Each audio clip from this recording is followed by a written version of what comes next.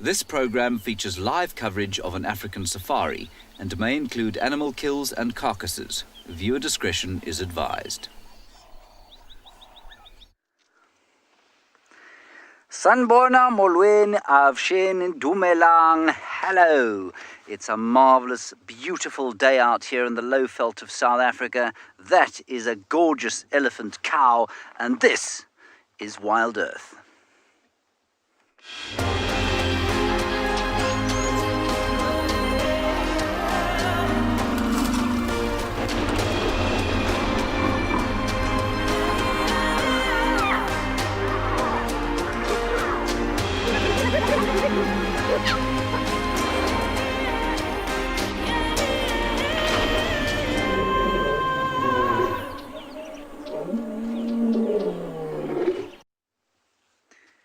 I hope that you are all very well and enjoying your afternoons wherever you happen to find yourselves in South Africa today. This is an elephant cow unusually on her own, and we'll try and discover where the rest of the herd is shortly. My name is James Hendry. On camera today is BK Bokomoso. There is his magnificent looking thumb, and we would love very much to hear from you during the course of our show. You can talk to us using the hashtag WildEarth on Twitter. Otherwise, you can send an email to kidsequestions@wildearth.tv. As this beautiful elephant comes out, says hello to us. She's not very happy, and I suspect that she's quite stressed because it's very unusual for an elephant cow. Just listen. I don't know if you heard that, but she's calling her friends. Let's just quickly go around the corner here. They're normally in a big group, or, you know, a group. It doesn't have to be a big group. Average size, sort of 10 animals, 8 to 10 animals in this part of the world. And I don't know if she's had a fight, if there's a big bull that's got in amongst her herd or something. I'm going to be quite careful of her because you see how she stopped and she's lifted her head. She's listening to us quite carefully, and we're going to be quite careful of her because she's nervous. She looks like she's heading towards a water hole, so I'm going to head round there and we'll see if we can pick her up that side.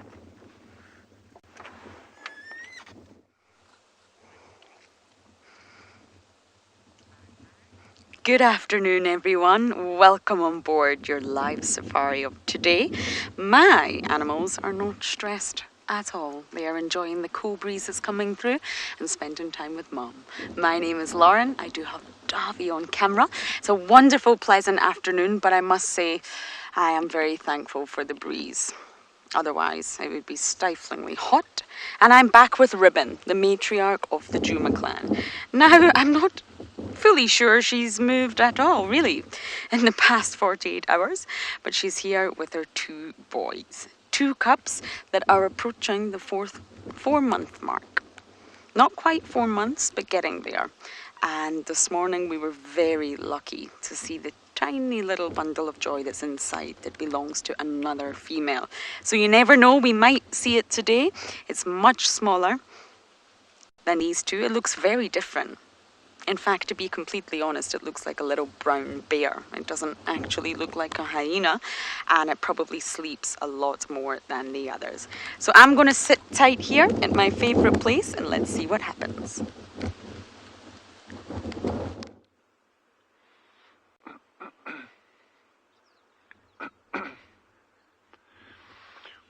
Good afternoon from Tswalu Kalahari. It's a beautiful day out here. It's nice and warm, although a bit windy.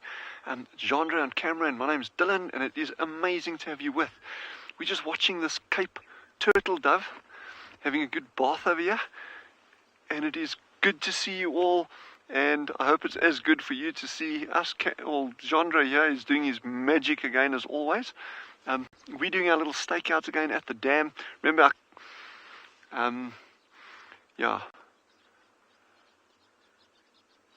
our clutch bombed out on our vehicle yesterday, as some of you that were with us might have known.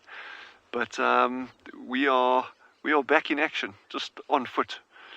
So we're going to wait at this dam now. We've got reports of some animals in the area, but I can't tell you what they are, because if they do come down and drink, it is going to be off the charts cool. So we're just going to have to bite the bullet. And what we do have here, there's old Sheldon. He's lying on the far side. We've nicknamed him Sheldon. You can see there's old Sheldon, the shell duck. So we are still trying to find that nest, and we are putting in every effort that we can to get it.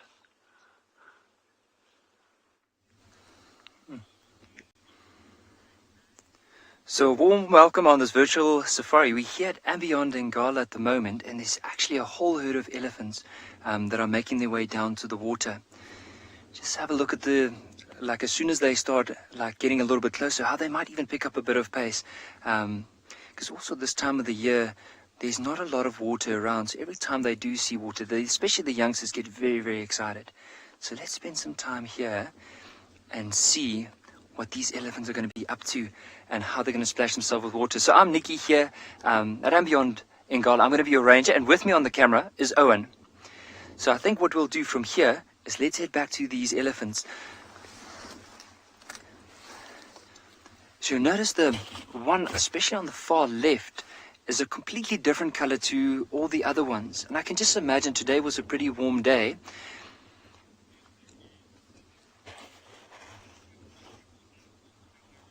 Danella H10, that's with elephants, they can get pretty big. I mean, just to give you an idea, so a big male elephant can weigh up to 12 tons. So just imagine a normal car outside would probably weigh 2 tons. And imagine 5 cars stacked on top of each other. That's probably the weight of an elephant. That's how big they can get. Shoulder height, you'd probably be looking around 3 meters, maybe a little bit more, a little bit less, depending on the age of the elephant. But have a look. You'll see from these that are now drinking, they're so thirsty. And the only big one that I can really see is the one off to the far left, the one that first arrived. That looks like it's slightly different. So if we move in here, you'll have a look. You see all of them have this grey back, but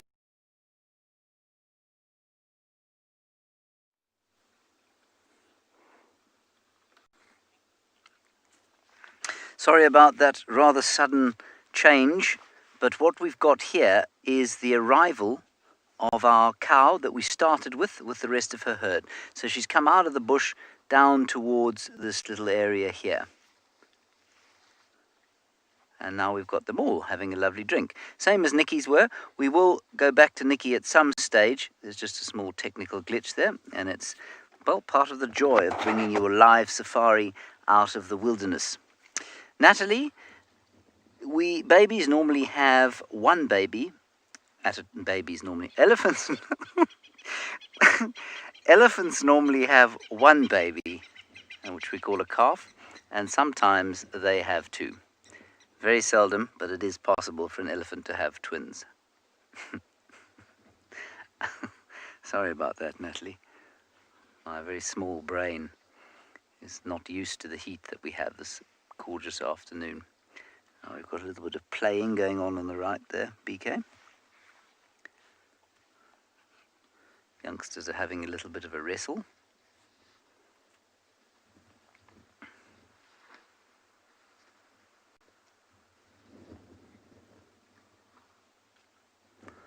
What's quite interesting is our first cow, BK, is now heading off. It's almost as if she's uncomfortable with something or other. And she's left the rest of the herd at the waterhole. They're enjoying their drink. I suspect if it was any deeper, they'd be swimming in it. And that's the first cow we had. And she's now moving off away from the rest of the herd for some reason. She's still calling. She's making those low rumbling calls.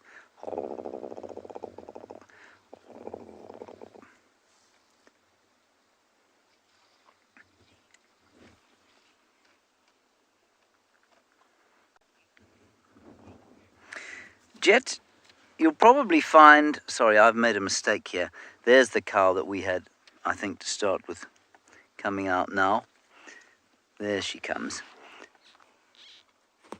Jet, I think you'll find that elephants' body temperatures are probably very slightly lower than ours. I don't know exactly, but most mammals have got a body temperature somewhere between 36 and 37.5 degrees Celsius.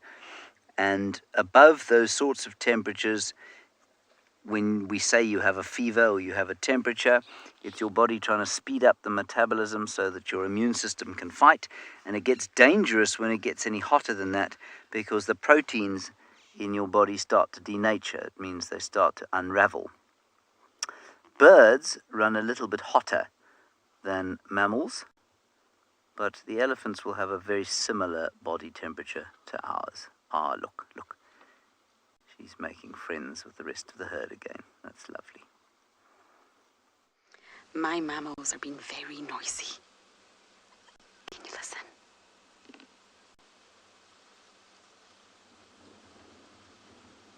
Oh, they've quieted since they were squittering, the noise that hyena cubs make.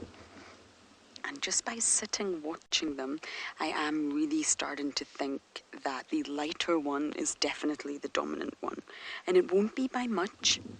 They're both boys, but I think the lighter one's definitely the more dominant one. And as many of you probably do know, hyenas don't have the best reputation. The lion's generally considered noble, the cheetah's considered fast and graceful, the leopard courageous, and, well, hyenas, nothing at all like that. Hemingway once said, "The hyena, hermaphroditic, self-eating devourer of the dead." I'll never forget that. And they're not at all. So I'm here to show you that they're actually incredible mammals. And we're watching a really precious moment right now of mother feeding her two little boys, who are very demanding.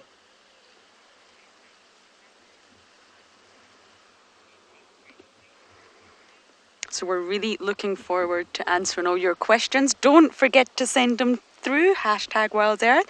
We'll see you very soon.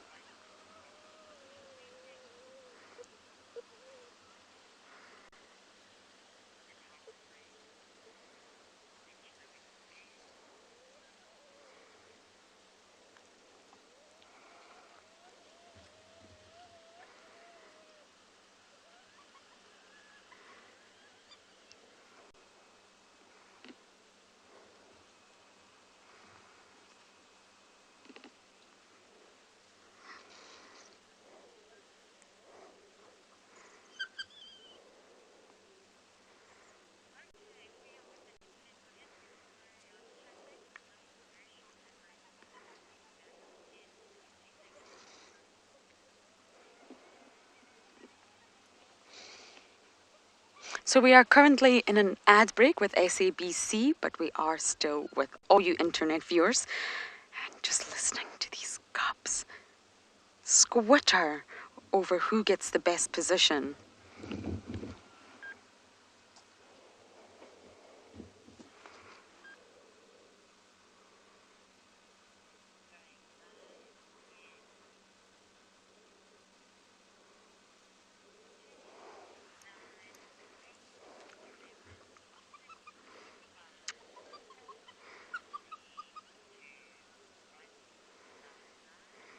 And your live safari continues. I can't take my eyes off these little cubbies. Our hyena duo here fighting for the best position for milk. Normally the one that manages to get the best position, depending on how mum is lying, is the dominant one. They can't both be the same rank. So Ribbon here will have, well, because she did have two boys, one's going to be stronger than the other. Michelle, hyenas have a fantastic matriarchal female-dominated society. So the males are, well, sometimes irrelevant. It's all about the females. And it's a silver spoon effect, Michelle. So you are born with the rank of your mother or slightly below that. So for example, if your mother is high ranking or she is the matriarch at the top, then her daughter will also be very high ranking. Not quite the matriarch, but she'll be very high at the top of that sort of proverbial ladder, I like to call it. So they're very structured, and it will go from the highest ranker all the way down to the lowest ranker. But Ribbon here, she has a very unusual story. She was the lowest ranker just last year. Corky was the matriarch. And Ribbon was very, very low. She was smaller, she was weaker, she was bullied, and she actually conducted her very own matriarchal overthrow. And she managed to, wow, successfully become the matriarch of the Juma clan. It's quite a story if you really dive into it. Watching Ribbon go from the very bottom to the very top, it's really impressive. India, you are 8 years old, and that's a fantastic question. Not so long ago, these two little cubbies were just completely brown, almost black, like little bears. And it's normally around 3 months old that you start to see the spots appear. But they always have these spots. It's not that they just magically appear. It's just that the rest of the coat, the rest of the hair gets lighter, and then the spot pattern becomes very visible. So these... Hello. These terrible two are now 3.5 months old, and you can see that their spots are, well, almost entirely visible, on one more so than the other, and each hyena has a unique spot pattern to identify it. So I'm going to sit tight. Hopefully they'll wake up soon and start being more playful.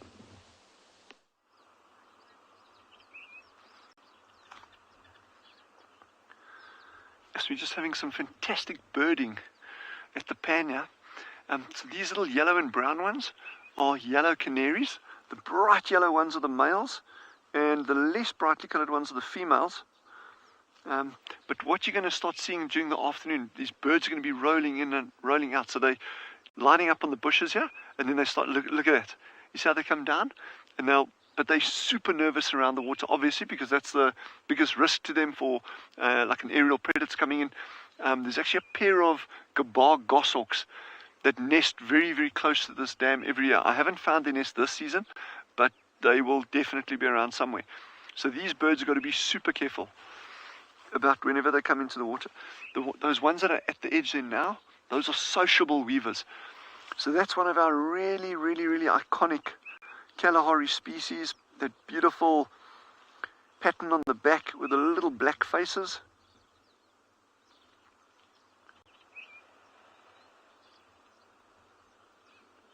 And these birds make these massive nests. Those of you who've actually traveled into these areas may be familiar with them.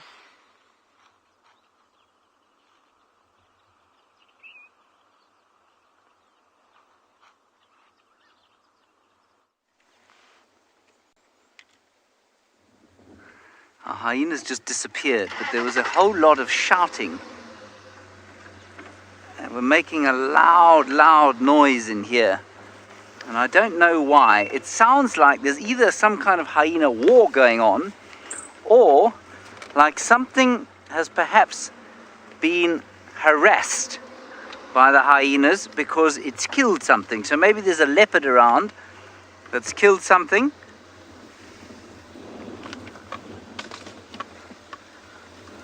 Just going to drive slowly and carefully through here. See what we can see.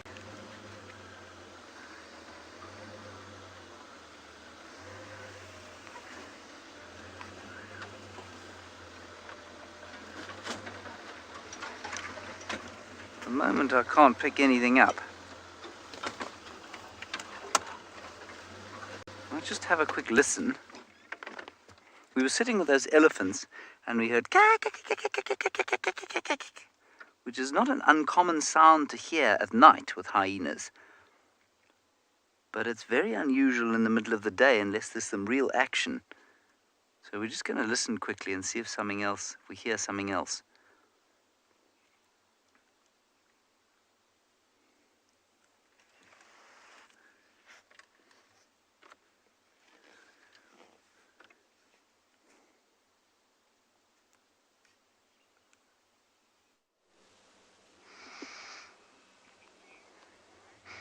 Talking of listening, Ribbon is always listening. This is her unique ear, her butterfly ear. It's swarmed by flies. She doesn't look remotely irritated. But good luck, James.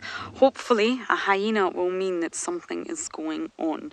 They have an incredible sense of smell. They can follow trails that are days and days old. Their sense of smell is probably their best sense. It's the one that they rely on. So if there's a carcass nearby, I can bet you a hyena will find it. And that's exactly how they find it, using their nose. And that's why they walk so erratically, they zigzag, because they're not actually following any sort of path or any direction. They're following their nose. Is the scent stronger to the left? Nope, it's stronger to the right. And they keep zigzagging until they find exactly what they're looking for. They will also have incredible eyesight and incredible hearing. They need to be able to hear well because they communicate over great distances. Lots of incredible vocalizations. A hyena whooping is one of the most iconic sounds of the bush. They have 14 different vocalizations.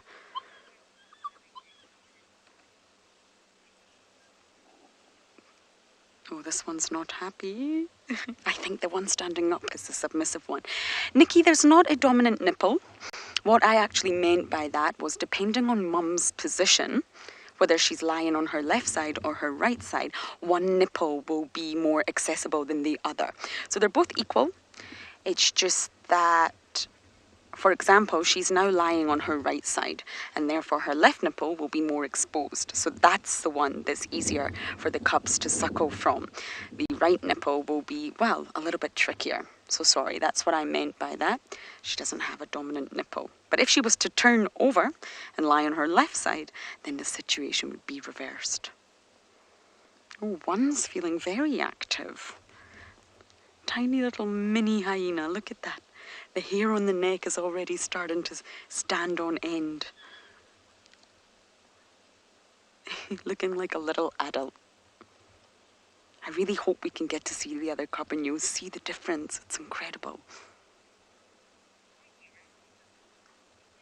Oh, I think cubbies are getting awake, so hopefully the next time you see us, they'll be playing.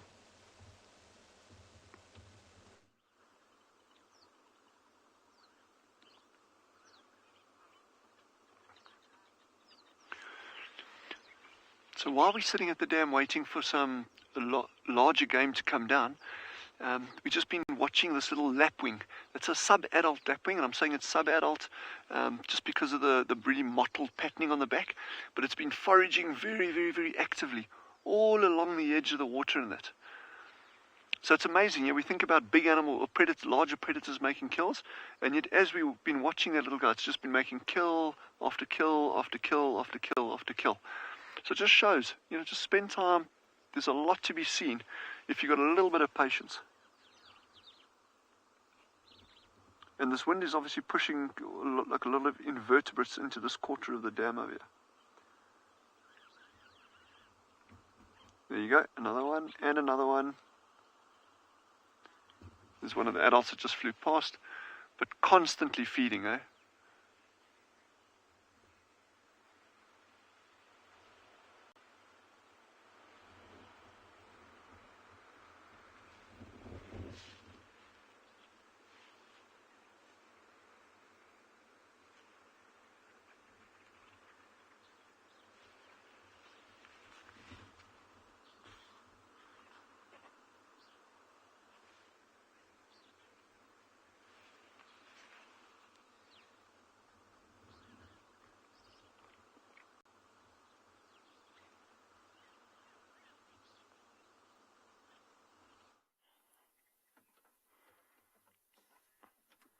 Hello, internet people. I don't know if I'm allowed to call you that, but hello. Whew! We managed to find some animals, which was very exciting. We did have some buffalo earlier. I'm not going to introduce myself now because I'm going to save that for a few minutes' time. But don't worry. If this giraffe disappears, which the other giraffe have already done to us, we've got, I think, about 4 more still to come, so that's exciting. Riveting stuff this afternoon. Also, I'll just let you in on a bit of an inside secret, is that I've definitely driven over lion feces this morning at some point, because I can smell it wafting through the car every time I stop and when I'm driving. It's not a pleasant smell. I know, it stopped in the bushes, but the other ones should come.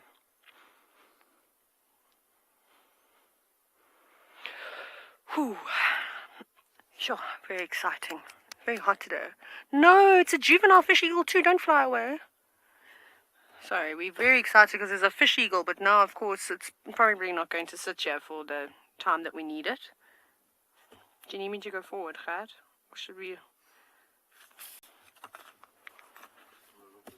Okay, sorry everyone, I'm going to just move the car forward a little bit. Oh, look how cool that fish eagle is. I hope it lands.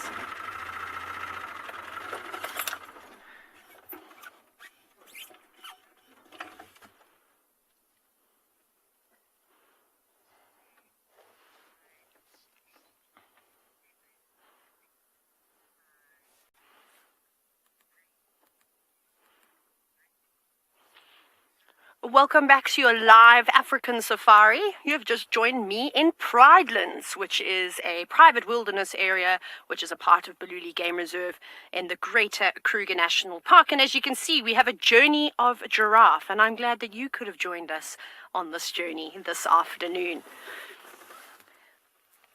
My name is Taylor McCurdy, and on camera with me today is Gert. And like I said, we're in this incredible ecosystem with lots and lots of wildlife surrounding us. And where these giraffes are standing at the moment, I know it's not the greatest view of them, but hopefully they will move around, or we might even shuffle around a little bit. But they could potentially go and have a drink, because there's a big dam just off to the right of them, although you can't see it right now. And to watch a giraffe drink is something quite peculiar and spectacular at the same time. So fingers crossed that they do make their way in that direction. I love what you've described the giraffe as, Giraffe Girl, the secret tall spotted creatures. I suppose that's exactly what they are, with long legs that a supermodel wish she or he could have. But of course for the right reasons. So now giraffe are incredibly tall creatures. As you can see, a lot of the trees that they're moving through, they tower straight over them. And then I suppose some of the bigger marulas and knob thorns that reach exceptional heights dwarf them in comparison. But the giraffe that we're going to see come through now, most of them are females. That one that you can see on the left is indeed a female. And I think the one that's about to move into frame and hide behind the bushes looks like maybe is it a male? No, also looks like also a female, but she's got very thick ossicones. So that's what we look at when we're deciding whether it's a male or female, is those things protruding on their heads.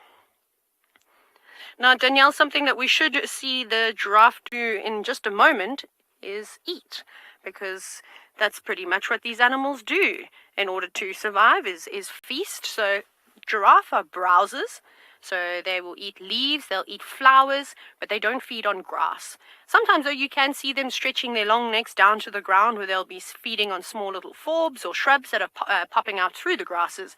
But typically they actually specialize on feeding on trees with thorns, just as that one is doing now. It is feeding on a very small buffalo thorn, or a blaar wachabikkie.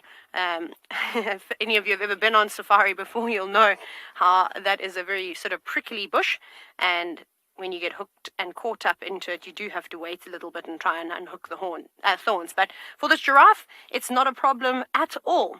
It's got a very, very tough tongue, and it uses its tongue to strip the leaves. But when there's prickles on a branch, you'll see that they just very delicately use their lips and prune the shrubs that way. And occasionally you'll see them very unhappy with something that's in their mouth. But I always like to describe it as somebody who works in the garden, that their hands are sort of used to the thorns and it doesn't bother them too much. So they're able to pick quite a few leaves at a very quick rate. But those thorns are not there to stop the giraffe from feeding on the tree. All it does is that it just simply slows animals down from feeding on it, and so that they don't feed on the same tree for a long period of time. Sisia, now if we look at a giraffe, we try and find one that's out in the open, so that we can see its long neck in proportion to the rest of its body.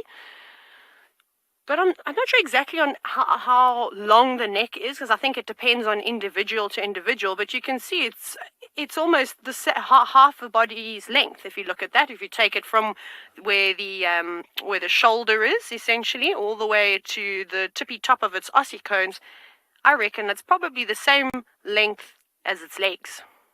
It's an exceptional amount. And these giraffe, I mean, the females will probably get to just over 3 to 3.5 meters, and the males will get to around about 4 meters or so. So they're very tall animals. This isn't the tallest species of giraffe that we get. The tallest species of giraffe is the Maasai giraffe, which you find in East Africa.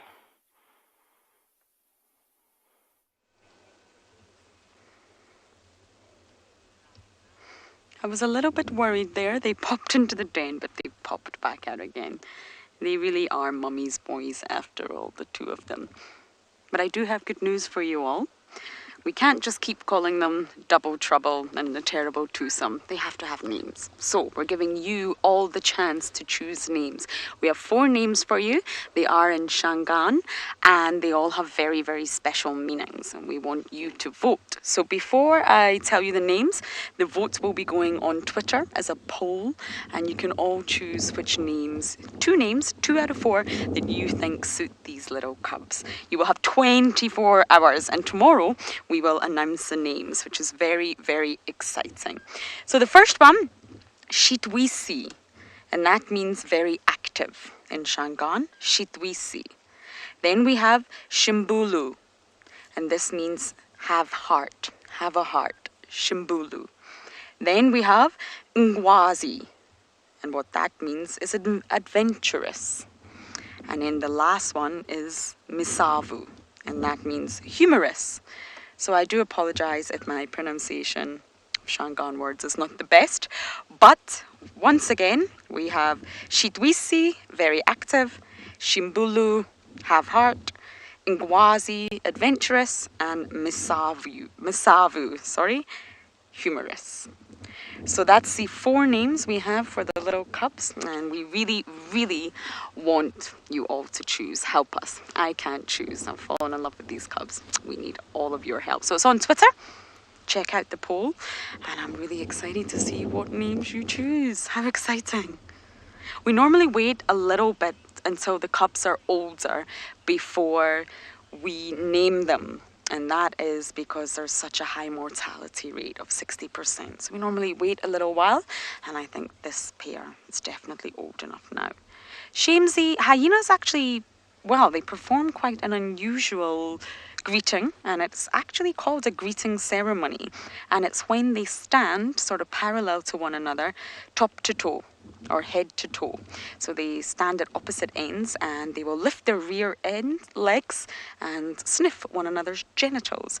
And I know that sounds very bizarre to humans, but it's for many reasons. Because they're highly olfactory, they need their sense of smell to understand who is this person.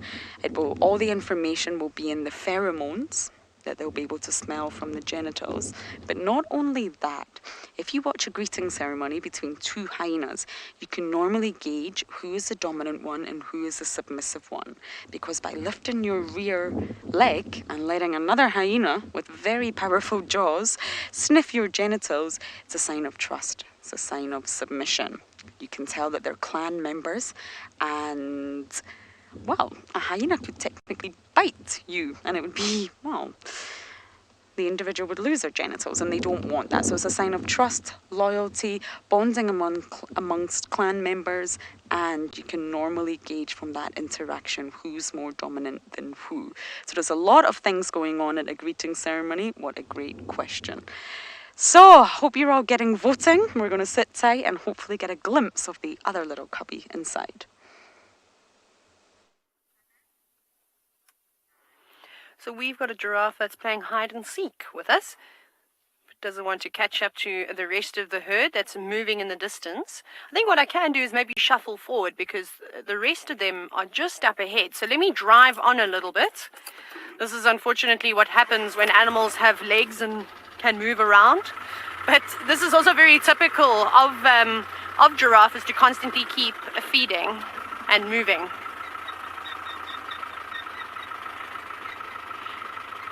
Okay, just going to get us a view here and look at this really amazing sighting where you can see the height difference quite nicely now between a mature male giraffe and some female giraffe, and there might even be some young males here. So the reason why giraffe are constantly on the move is because a lot of the trees that they're feeding on have got a type of pheromone in the form of a tannin, and a lot of the knobthorns, which was, well, previously known as the acacia species, but obviously the name has now changed. We shall still refer to it as an acacia for today, though. Those pheromones will travel with the wind. So when they're being browsed or attacked, this is a defense mechanism. And the giraffe don't like the bitter taste of the leaves. So they'll feed. They will feed on the trees for a little bit and then carry on. Please remember to keep sending your questions through #WildEarth. We look forward to hearing from you.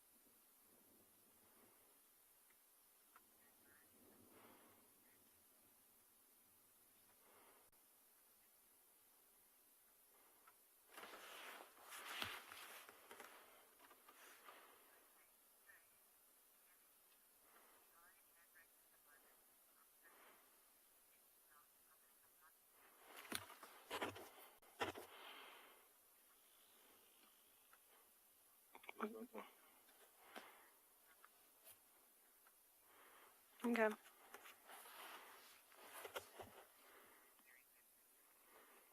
It was very abrupt and quick. 30 seconds would be nice, but it's fine. No, I'm joking. I'm joking.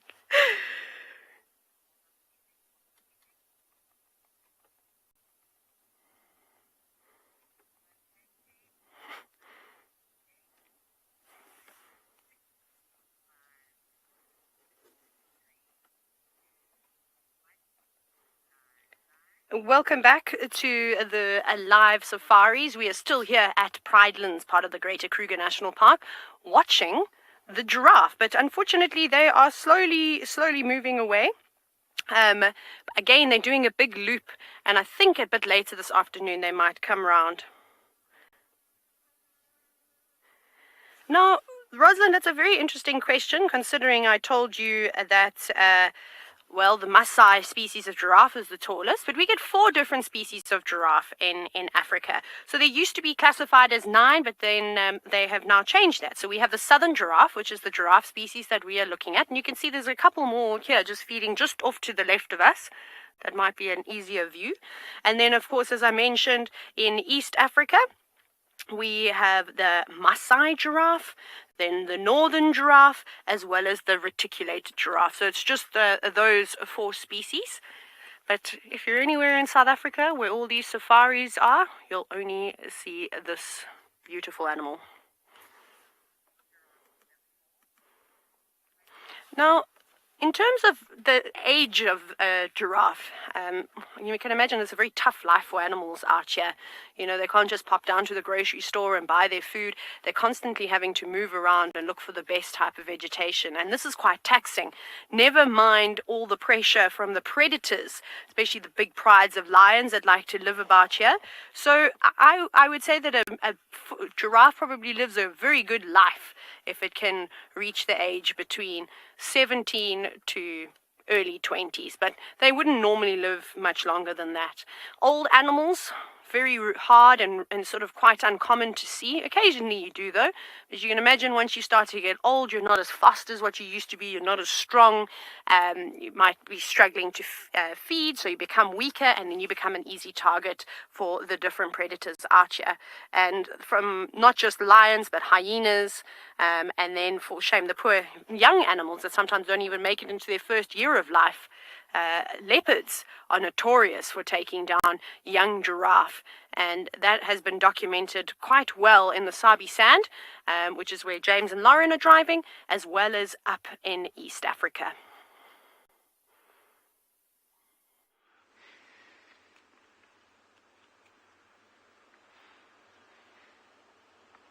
So So this magnificent example of a kudu skull.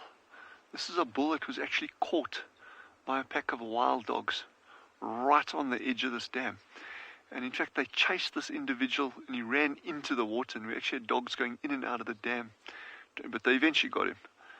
So that's just a nice, interesting thing to see. And you can see there's the dam there. Gives you a nice idea of the size of it. But if you look at that kudu skull closely, you'll see that the teeth are still in really, really, really good condition.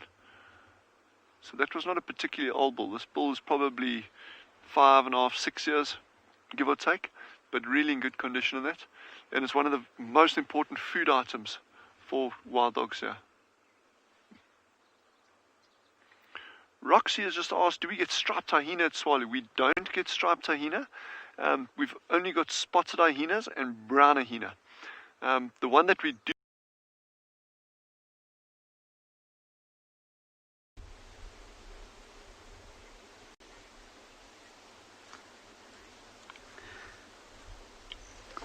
Good afternoon, everyone.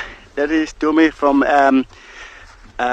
Pinda Private Game Reserve. You're welcome to Tswalu Live. We'll be trying to find the cheetah. Already found them right behind me.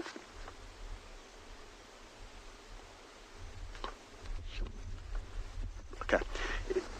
As you can see, right behind it's just cheetah and 2 cubs. As you can see, their bellies are very full.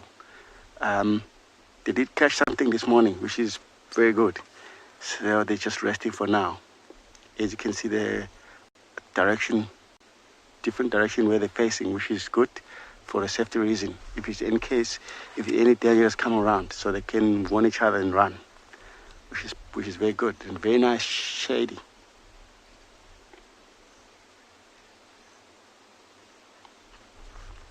Monica, this cow, they're about 6 to 7 months old.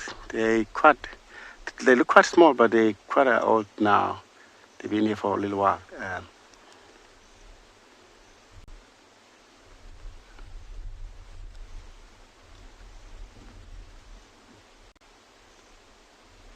Look how cool it is.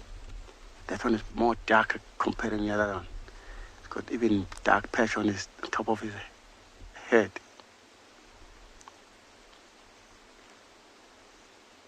Yeah, you can see the babies are much fuller than the mom.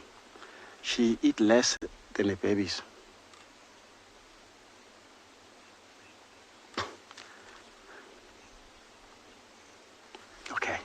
Okay.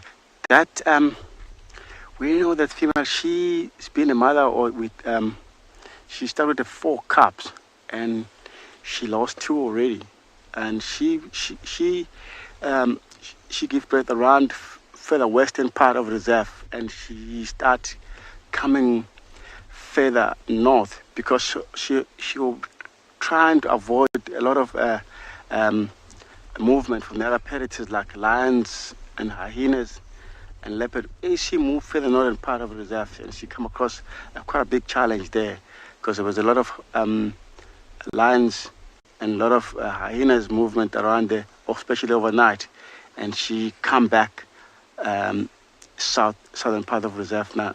At the moment, she have only 2 cubs. She lost 2. Like halfway, she was on her way down to the northern part. She lost 1, and further north, she lost another 1. Now, I hope she's gonna do it well with these 2 to look after. And as you can see, she make sure she chosen a good place where she can be able to see or hear if it's any danger coming around her, which is amazing. That's what she learned over this time. The female, she was born here in Pinda. She's around about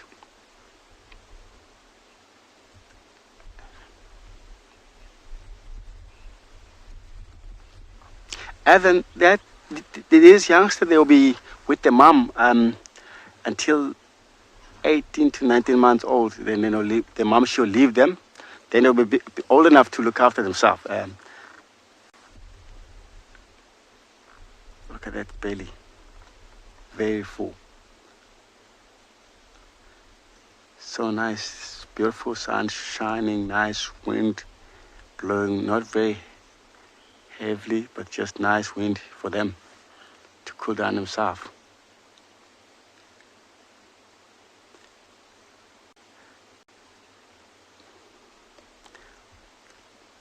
Lovely sight. We'll just sit here and enjoy watching them.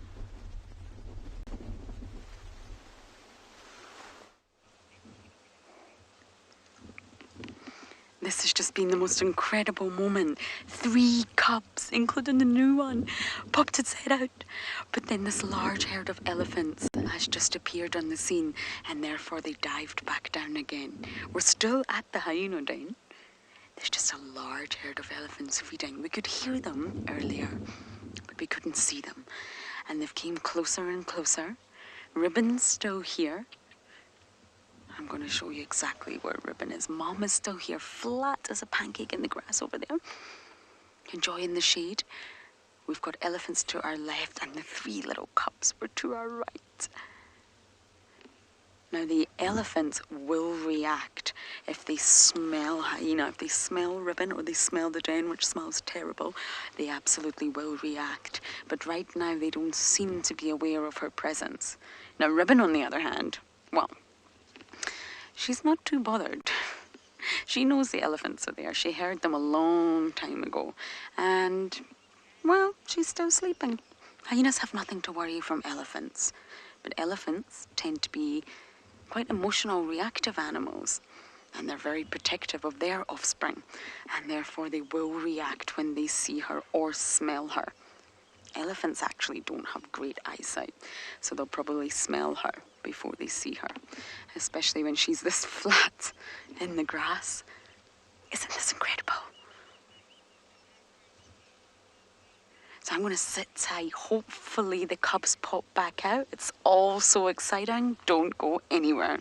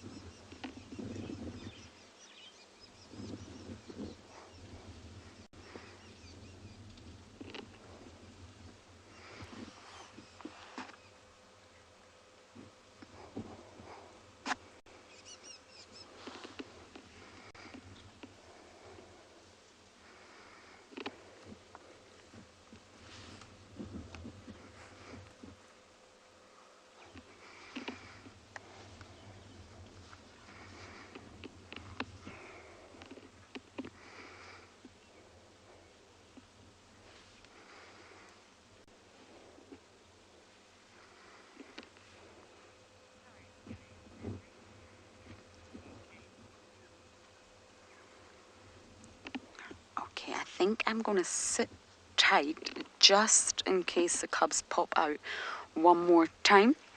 And while I wait it out, we're going to send you across to James with another big grey mammal. We are going to hope that the hippopotamus begin a magnificent porpoising display when we go back to television in the next 45 seconds or so, I suppose. The one's having its eye cleaned out by some oxpeckers. Very interesting little hyena interaction we had. Not sure why they were squittering at each other, but it all seemed to calm down. And it was all in a massively thick block, so we left that particular area.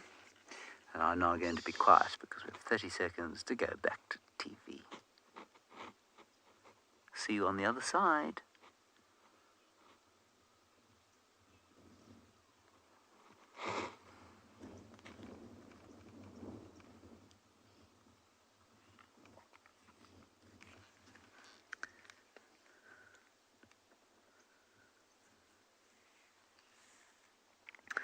Here we have got some hippopotamus, same ones we had yesterday, little group of 5 or 6. We can only see 3 of them at the moment. And the little one, I think, is standing on the back of an adult That's how it's managing to be in deep water, yet still out of the water at the same time.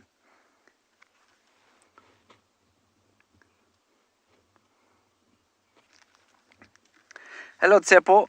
Tsepo, you'll find that your question is a good one, but I'm going to change it slightly. They don't share a territory, but they will share an area. So a territory is something that a hippo keeps, and it will keep other hippos out of. So a big bull hippo will have a territory, he'll have his females and his babies, and he'll keep other hippos out of that territory. A crocodile will also have a territory, and he will keep other big bull crocodiles out, not all the time, but sometimes, and the females do the same thing. But the territories of the hippos and the crocodiles overlap each other. Yes, they do. So they're not territorial from each other, and they will sometimes tolerate being in the same water together. So their areas of operation definitely do overlap. But strictly speaking, you know, if an animal is territorial, if it's keeping a territory, what it's doing is keeping out rivals from the same species. It's a really good question. Thank you, Tsepo.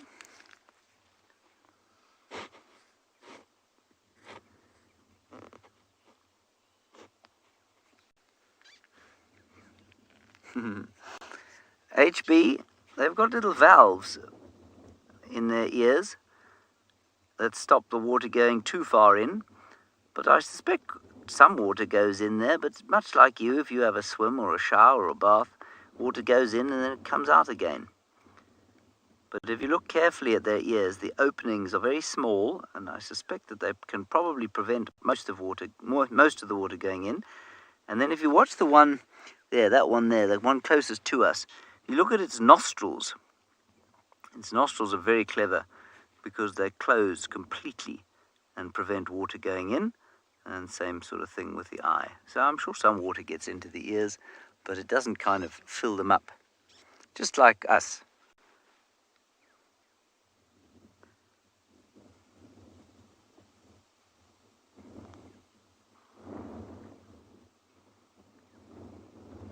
Koketso, the primary source of food for hippopotamus is grass. And you know, they don't eat very much grass at all. They'll eat water vegetation as well. But if you take something like a rhino, they eat about 40 kilograms of food a day. And a hippo probably eats about half of that. And the reason that they don't eat nearly as much as a rhino, which is the same size or similar size, is that they don't do anything. You can see them, they just sit in the water. They don't even have to support their own body weight. And so their energy balance is very, very low. And so they don't have to eat too much. So it's just grass, and they come out at night. And in fact, if BK just goes off to the left-hand side there, BK, there's a little lawn. You see that little patch of short grass?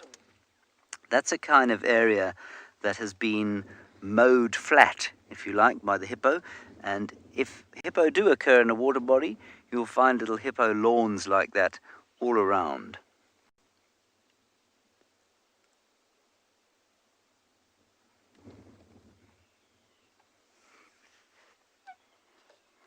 Right, I think we're going to head on from here and see what else we can find.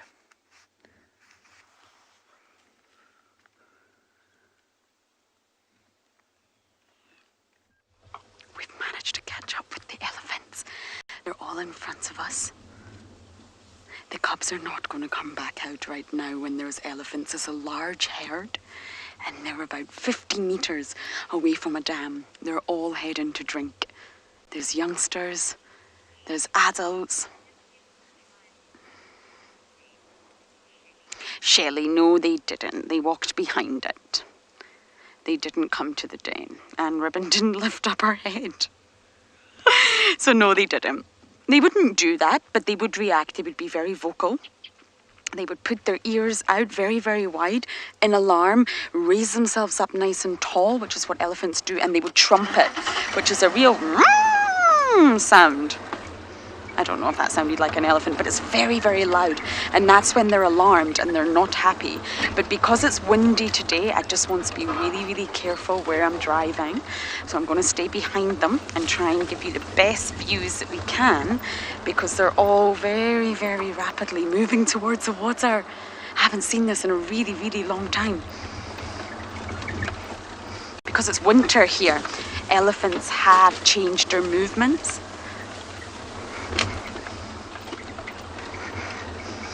Jaden, they're not afraid of strong winds. They probably relish it on the hot summer days. See them all.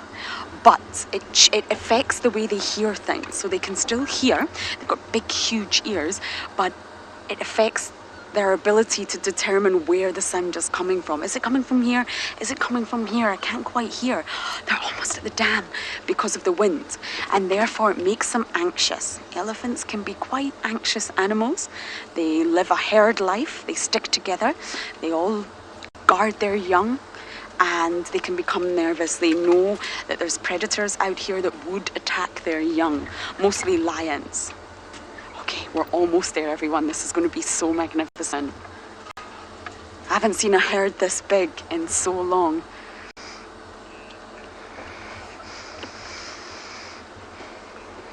Okay, I'm just going to stop here, Davy, so we can see the big, big line of elephants walking down to the dam, and then we will try and get you some last minute views. Now, don't forget to vote for the names on the poll. I'm very much looking forward to announcing them tomorrow.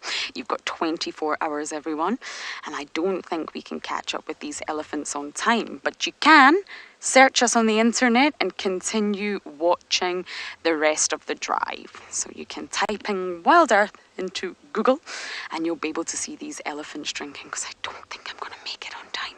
But we can go a little bit closer for now. You can just see their bottoms disappearing into the distance. They're at the dam now. But thank you everyone for jumping on board. It was an absolute pleasure. Thank you for all your comments and questions, and we shall see you tomorrow at the same time.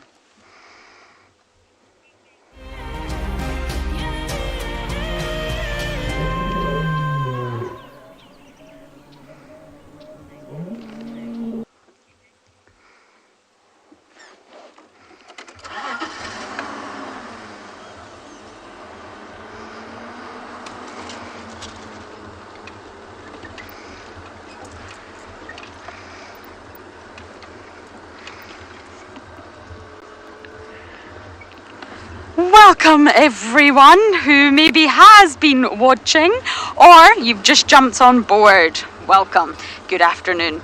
My name is Lauren. I do have Davy on camera, and we just did not make this magical sighting in time, but it's happening right now in Tswalu Game Reserve. This is the first time I have seen any animal actually, oh my goodness, drinking or even just being present at Treehouse Dam in a very long time. We always tease each other that nothing happens at Treehouse, and here you have it. How magnificent.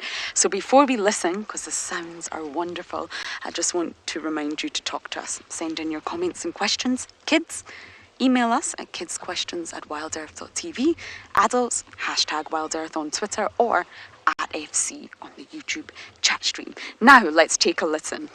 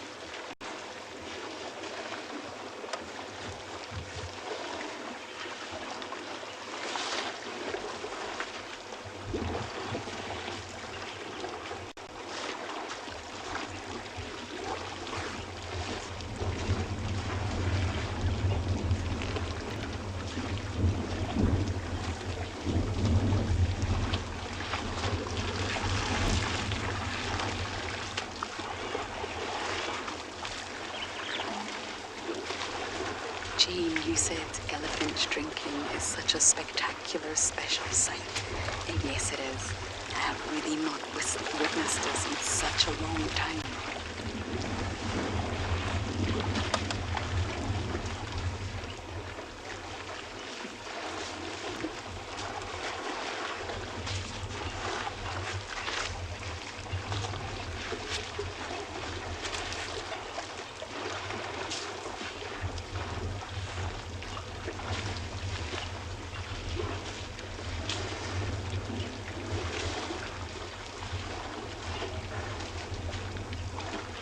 Actually a really toasty 28 degrees Celsius and 83 degrees Fahrenheit. So it's quite hot for winter, although there's a breeze coming through and the elephants are probably just relishing cooling down.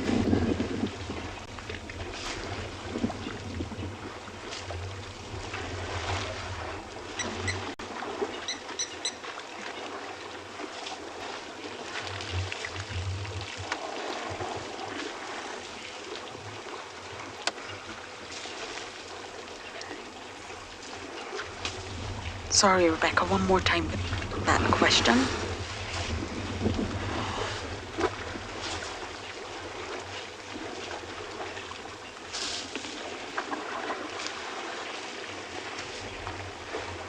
And Lune, you're asking, would a mother elephant help her calf drink water? Yes, when they're very young, mother elephants are known to suck up water with their trunk, which they can do, and then they empty it very gently into the youngster's mouth. Because the youngsters don't have full control over their trunks when they're young. There's a lot of muscles in there, 150,000 units, and that's a lot of muscles to coordinate when you're very, very young. So they've got to learn how to use it, and it takes practice. It takes observing mom, what is mom doing, and then trying to copy. So they're not really capable of sucking water up from those mini trunks and popping it into their mouth when they're very, very young. So Lune, absolutely, the mother will help the youngster drink. It's important that the youngster hydrates. Mother elephants are also known to spray their youngsters with water if it's very, very hot to help them cool down.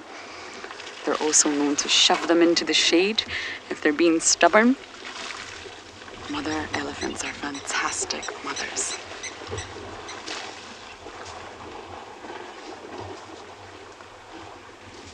They're splashing mud. Over in that corner over there, darling. They're splashing mud. We've gone from drinking at the bar to pool party. You see that youngster right at the front there doesn't really know what to do with its trunk. You see that? It's not really sucking up the water. You see, he's drinking with his mouth. Because he doesn't know how to use his trunk yet. There's only 639 muscles in the human body, in our entire bodies, and that just shows you how complex the trunk really is. There's no bones. Just muscles. Splashing, he's definitely good at splashing, but not so much drinking.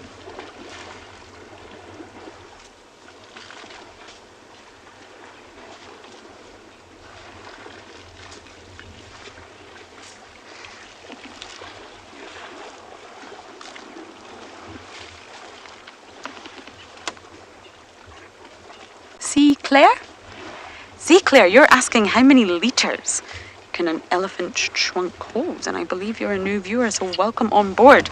It's a pleasure to have you here. I hope you'll keep joining us. We have 2 safaris each day. And an adult elephant, oh, got some fantastic views there. An adult elephant can pull in 12 litres in one pool. And if you think, they spend quite a lot of time at a water hole, so continuously they can pull in so much water. But an adult can pull in about 12 litres in one go. They're large mammals, as you already know, and they can't sweat, so they have a sort of different thermoregulation process than we do, and therefore they cool They cool down by different techniques. One of them is the flappage of the ears, and that's why they'll need to hydrate a lot, especially to keep cool.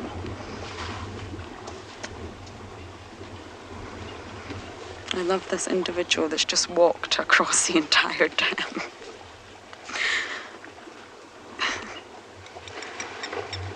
Don't be a sheep. Don't follow everyone else. Don't walk around. That individual just walked right across. Tim, yes they do. Elephants can swim. The only, well, at least mammals in the entire animal kingdom that have to learn how to swim are primates and humans. We're not born with that sort of innate ability to swim. Or maybe we are when we're very young, because we've been in the womb, in the amniotic sac with fluid. A lot of people choose to give birth in the water. But as we get older, we do have to be taught how to swim as humans, and primates are the same. But most other animals in the animal kingdom can swim, and elephants are very good swimmers. There's lots of examples of them swimming in freshwater bodies and the ocean on the internet. And it's bizarre to see because they're such large, cumbersome animals, but they really, really can swim. And they're already equipped with their own snorkel. So they can completely submerge themselves and still breathe.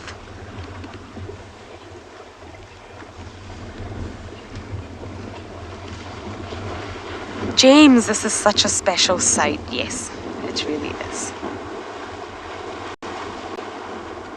They're getting a bit playful now. It's quite a large herd. I wonder if I can do a quick count. Or does anybody fancy taking on that task for me? There's a challenge. How many elephants do we have in front of us right now?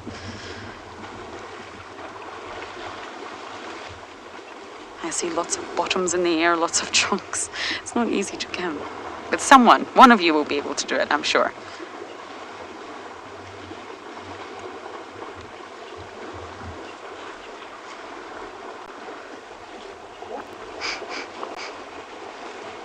Living their best life.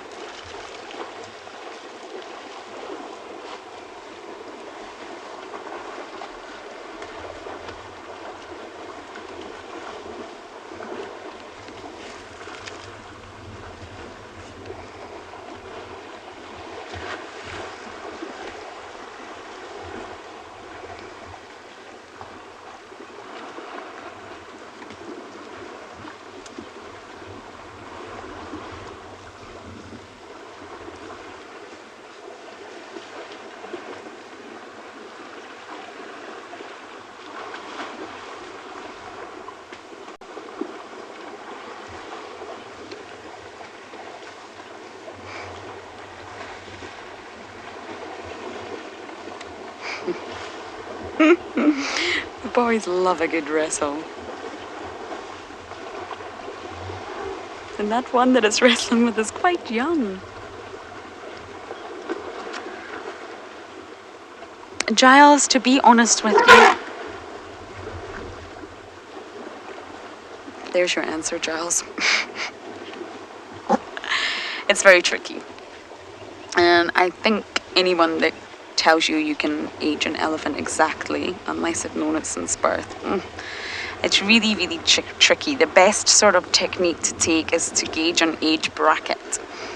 And really, the best thing is size.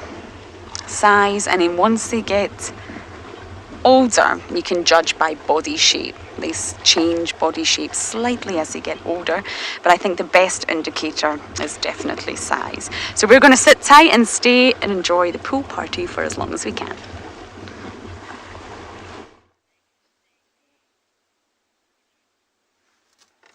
Here we have got a golden-breasted bunting. Isn't that nice?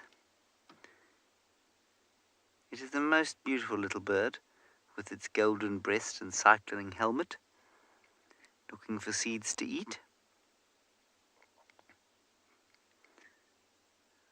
I think there's another one behind it. Maybe a female. This looks like a male. Females are slightly more drab.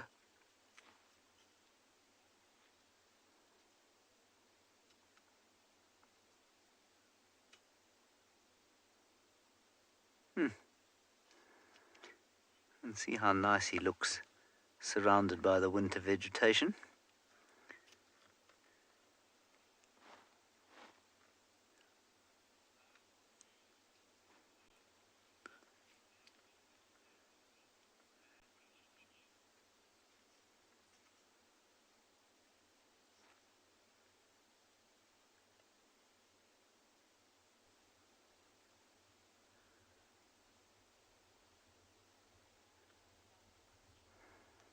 Beautiful.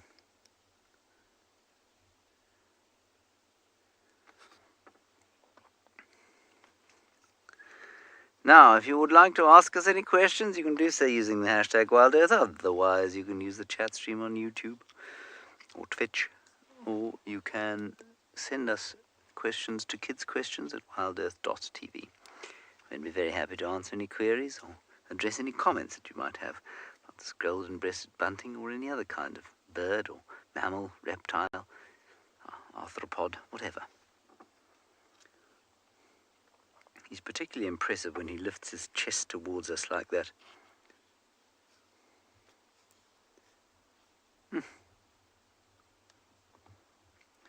So although he has a very specialized conical bill, he will most certainly take insects if he can find them. I think I don't know what he's going for there. Not sure what he'd find on a old termite mound.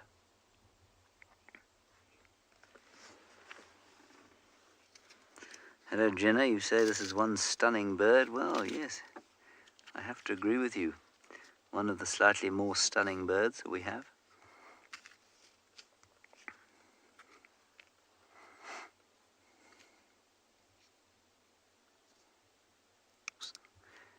I sent a very nice article the other day by, I think it was Judy H. In fact, I'm almost certain it was, about bird coloration and females versus male coloration, and how the more colourful the male tends to be, the more drab the female tends to be, because if there is no purpose to her being colourful, she'll be as drab as possible to avoid being eaten.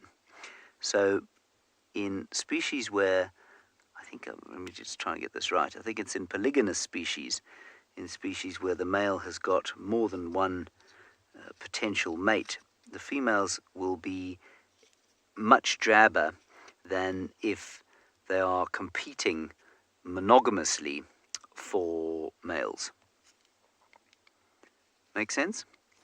Because they don't need to display as much if they're in a polygynous sort of a thing. The males will take whatever they can get, basically. Whereas in monogamous species, it's much more likely that the females will have some sort of adornment or similar male coloration.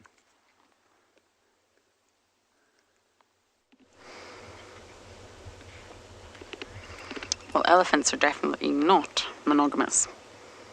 They don't even enjoy spending time with adult males. It's a very much, well, matriarchal, female-dominated society. Just like hyenas, in a way. The matriarch plays a different role, but it's still a female-dominated society. And once the males get to a certain point, they will be ousted from the herd. You can see some dust bathing going on here. There's lots of theories regarding that. One, I think it feels good on the dry skin. Two, it gets rid of parasites. And three, it's also said to have sun protection. They get protection from the UV rays by covering themselves in dust. Melly? I actually don't know. I have not managed to have a good look at these youngsters. They're moving a lot. I'm very sorry, I cannot answer how young or what age the youngest elephant is in this herd.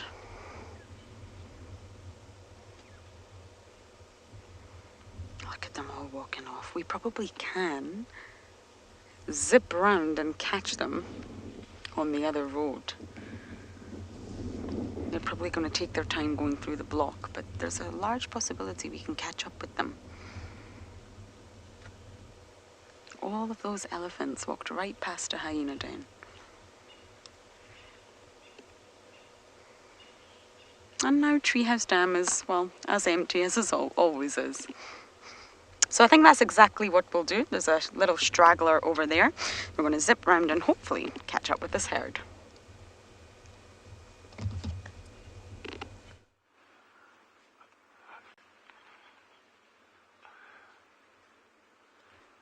So we're just sitting still patiently at this dam. It's been very, very, very quiet this afternoon. The wind is picking up, the temperature's dropping, obviously got to do with that cold front. So it's probably not the optimal conditions for animals to be drinking now. But remember, in these really semi-arid and arid environments, even wind just takes moisture out of anything. So it's not that animals won't come drink. I think we just need to bite the bullet and just be a lot more patient.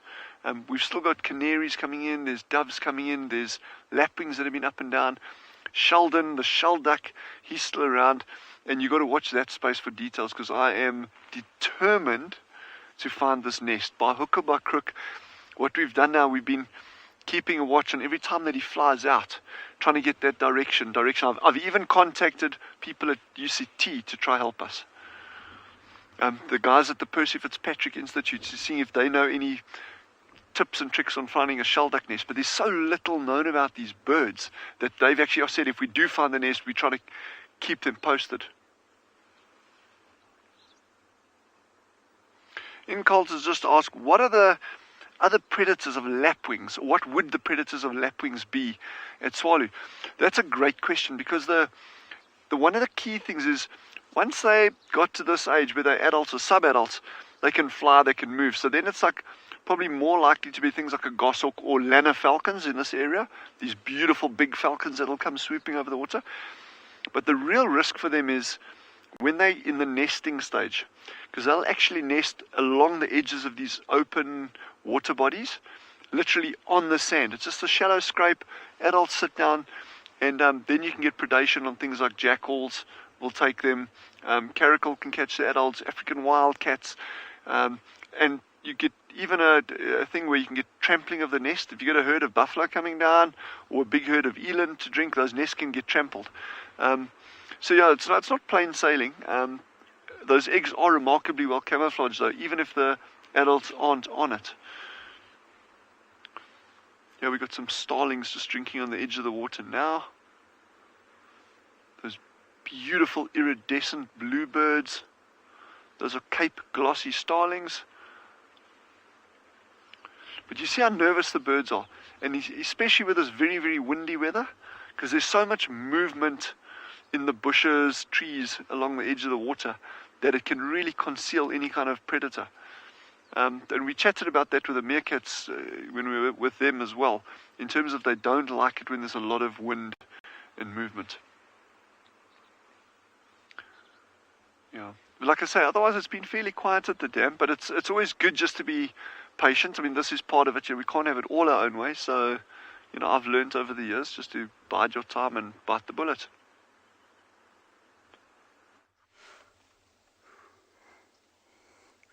We've got some zebras here who are having a bit of a spat with each other, dissatisfied. One of them was chasing and biting the other.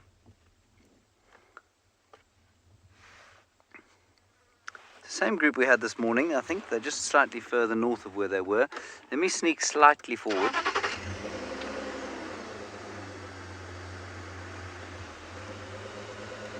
Oh! Vast plethora of animals. Well, now I've parked behind the bush, haven't I? We've got wildebeest, zebra, waterbuck all in one place behind a big combretum apiculatum. And a water pig, 2 water pigs in front of us. Let's look at them until everything else comes out into the open. 4 mammal species in one spot.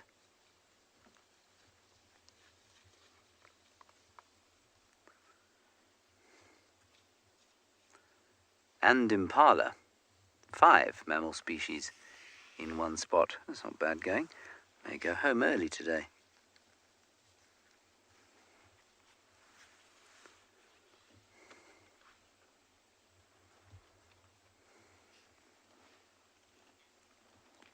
Jessica, there is a boss zebra. It's not really too much like a boss hyena, but there is a boss zebra.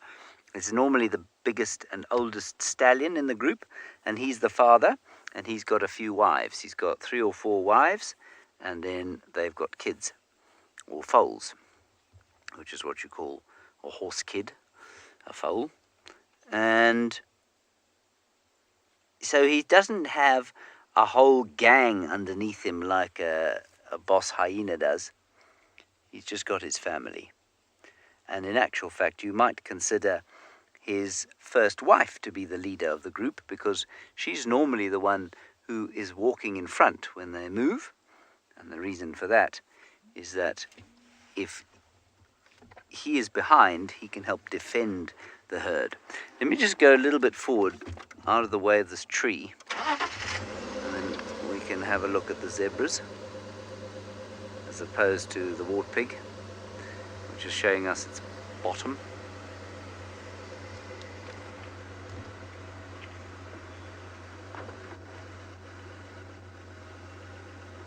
Oh, there's another warthog. Sorry, the game drive radio went off. Can you see anything, BK? Not really.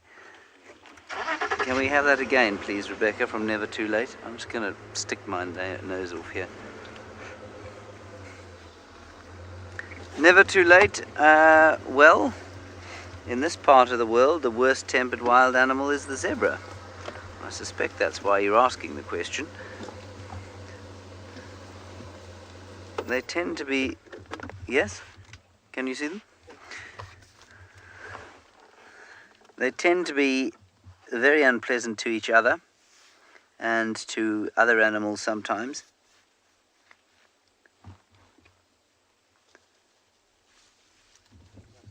It seems to be that I am incapable of finding a gap here to park in that will allow us to see the animals. That was just a bit of lens wiping going on there. Anyway, there we have them all. Some of them. You've got 3 species in that shot. Well done, BK.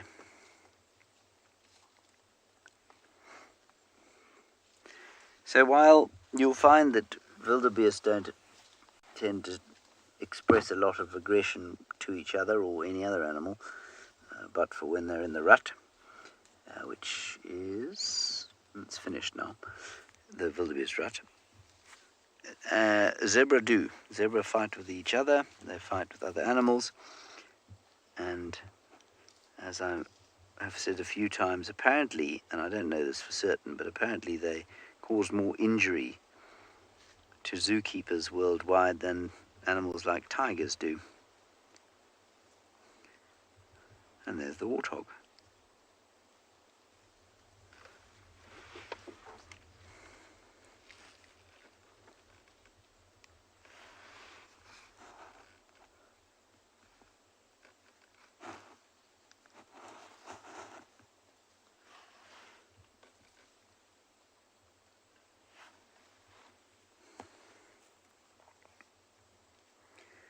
Everyone seems to want to show us their bottom.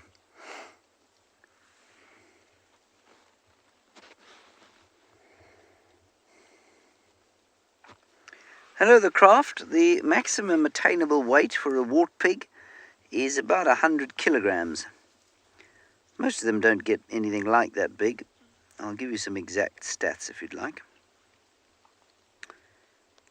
So, the average mass of a male is 79.6 or 80 kilograms, and the range is 60 to 103. So it's a big range. And the female about 56 kilos, and she's between 45 and 70. Now you'll probably find that that's not in the same areas that their ranges or so. In slightly different areas where the food is different, they'll weigh different amounts.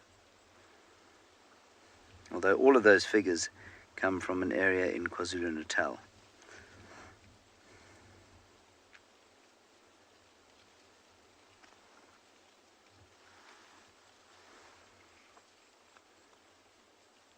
Zebra trying to find a bit of nutrition there on the termite mound, where the soil is a bit better.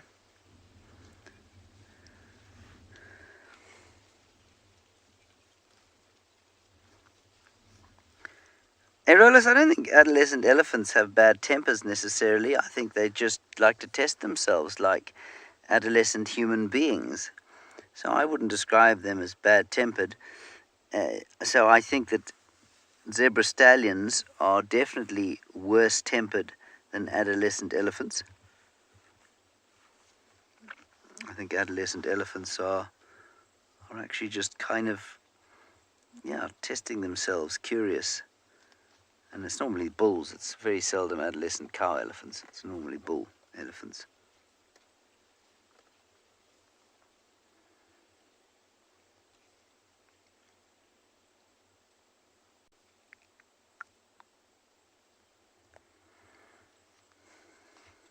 Now we have peace.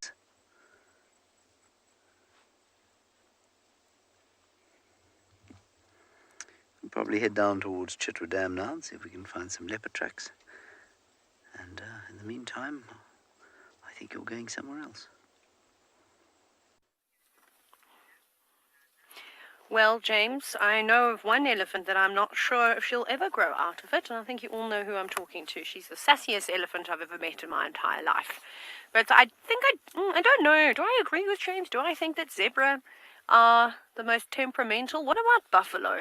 But maybe that's just because I've had such bad experiences with them that I favor them. But I get where James is coming from with the zebra. Goodness gracious, if you've ever seen them, they're worse than a pony mare. And they're pretty temperamental. But anyways, we're with a very relaxed herd of elephants. It is the Alicia Keys herd of elephants. I need to give this herd a proper name because, that's just a little bit ridiculous. So we'll try and come up with something appropriately suited to elephants. But they've actually moved quite a far away from where we've been seeing them hanging around. So we've been seeing them in the southern section on pridelands, and they'd sort of do a loop up in the semi-open areas. There's normally a lot of sickle bush and big knob thorns around, and then they'd go down towards Ndlovu Dam and have a drink, and then sort of do that same route. But now they've moved all the way up to the west, and not too far away from a leopard dam. But they are slowly moving south, so I'm hoping that we're going to catch the last of the afternoon light, and perhaps they'll go down and have a drink at Ndlovu Dam, which is right at the eco training camp, because I can't see any watermarks around their feet, their mouths, or their trunks don't look very wet. So I don't think that they've had a drink since yesterday, whenever they came down to the dam. I think they came down around midday. So we shall see. But it's I'm so thankful to be here, surrounded by elephants, especially when you've had a very stressful day. Not that I've necessarily had a stressful day, but it's just always nice and soothing and calming to be in the presence of these animals. Oh, watch her pull that out. Oh, with absolute ease. No, she pulled it out. She didn't want it there. It was in the way. Was that really necessary? She's going for something down on the ground now. I think it's also a raisin that she's pulling out. We'll see shortly. No, she can't make up her mind. She's after something in particular. She's kind of like me when I go down grocery aisles and I never know what really to pick. And then I touch everything, and I won't be able to touch everything now, and put it in my basket and then put it back on the shelf. Do I really need that? Luckily for elephants, they don't have to worry about those type of things, but dry grass is on the menu. I really like the way that they rest their feet. You've been seeing a lot of it. Oh, there we go. Just shoving that tree out of the way. Like no one else's business. Okay.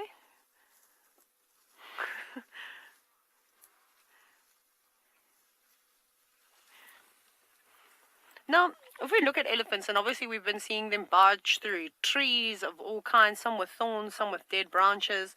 The craft in elephant skin can be a couple of centimeters thick to just a few millimeters. So it depends on whereabout on its body. So you'll probably find that around its midsection, it's about 2.5 centimeters thick or so.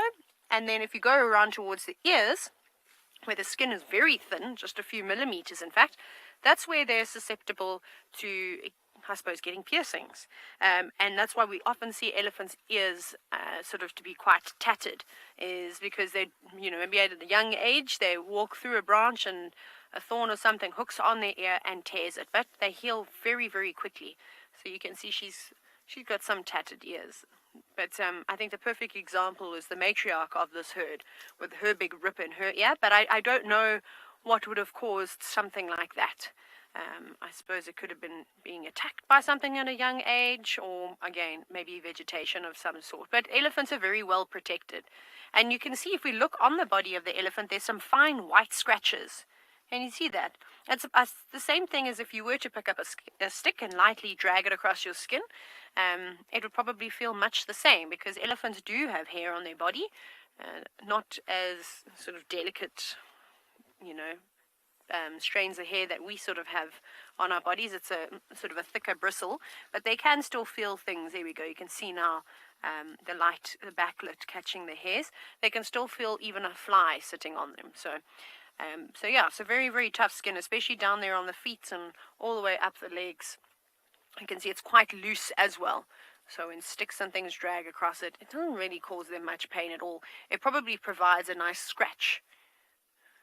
I would honestly love to be an animal of every species for one day. Sorry, that's what I was trying to get at. Just so that I could experience these things. How do they taste, How do they use their trunk or their tusks? Or what does it feel like to roar like a lion? All these amazing things. Shame that young calf looks like it wants to maybe suckle. And Mom is sort of shoving it off, saying, no, go away. This female, though, has not been in the greatest mood today. She's fine with us, but we have watched her actually, I suppose, parent and discipline a younger bull that made a bizarre sound, and she chased him for quite some time and put his tusks into his rear end. So she's not happy with the younger elephants today. We have our monogamous pair of steenboks, the quarantine steenboks. I follow this relationship on a daily basis, and I have to say, some days they're very far apart. They clearly have had a domestic and they need some time out. And in other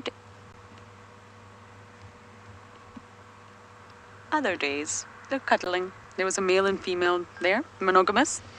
Both sort of have a territory over quarantine.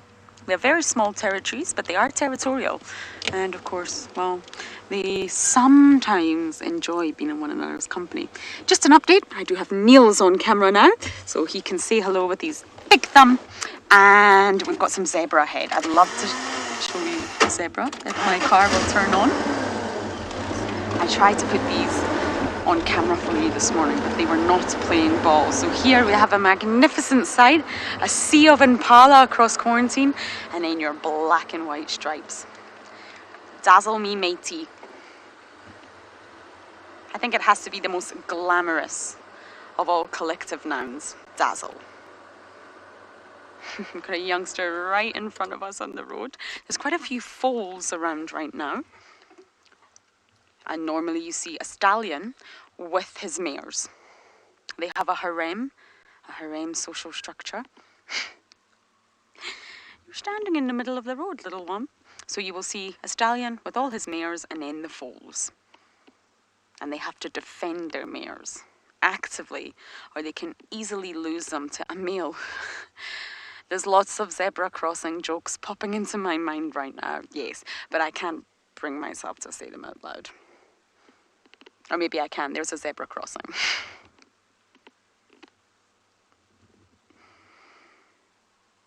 That was terrible, I know.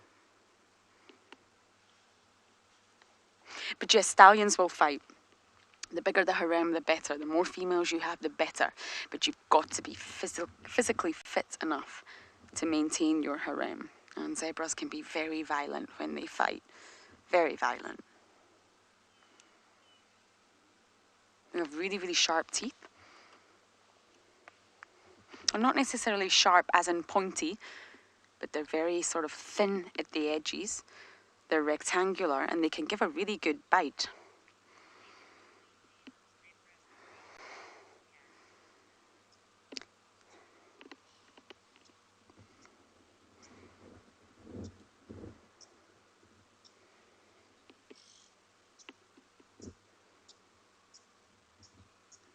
being very, very calm next to these impala.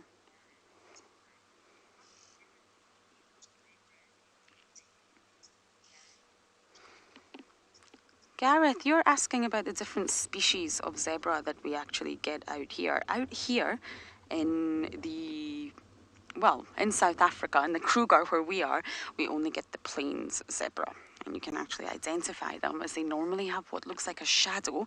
I think the one ahead, Niels, we're going to be able to see this quite well. If we can just have a look at this one, because it's got its stripes facing us. This is a youngster. But in between the black and white stripes, if you like, there's what is called a shadow stripe. You see that at the back there? There's a sort of in-between stripe. It looks like grey. That's how you can identify the plains zebra. And that's the only species that we get here in the Kruger Park.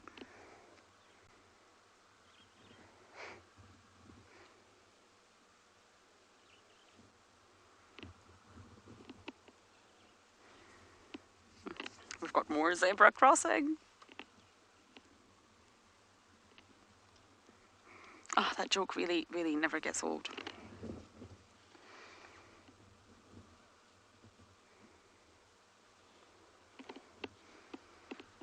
This is actually quite a large herd. 1, 2, 3, 4, 5, 6, 7. I can see so far. 8, sorry. Zebra are very mobile, and they must drink daily.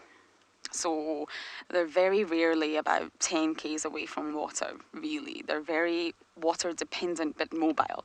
So they don't have to stay in the same area. They can move from area to area as long as they're close to water. So sometimes we go through periods of having zebra around a lot, and in other times we really don't have much zebra at all.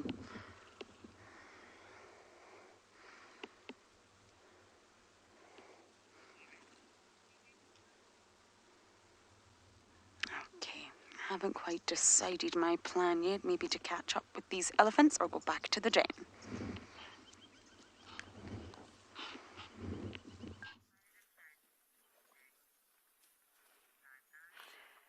So we haven't moved from the elephants, as you can imagine, because I really am hoping to follow them down to the dam below.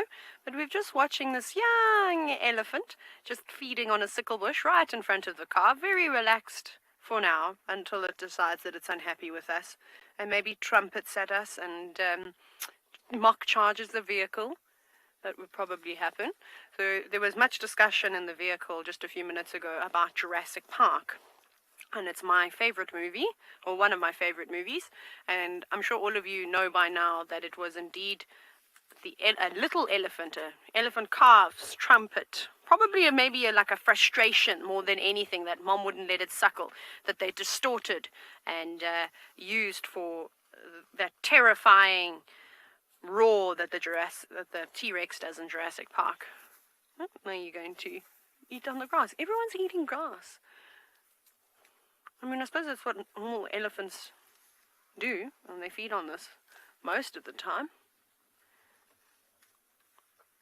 Very cool. I'm just watching this little one because it is getting quite close, and I'm waiting for a sneak attack. We also saw the other elephant. I'm wondering where it is.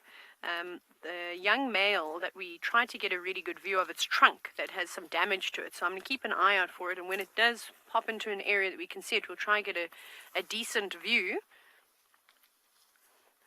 So it'd be nice to have a look at it. Look at this. I mean, if you have just watched for the first time, you're probably thinking, oh, I'm going to tell you just now. Off you go to Tswalu.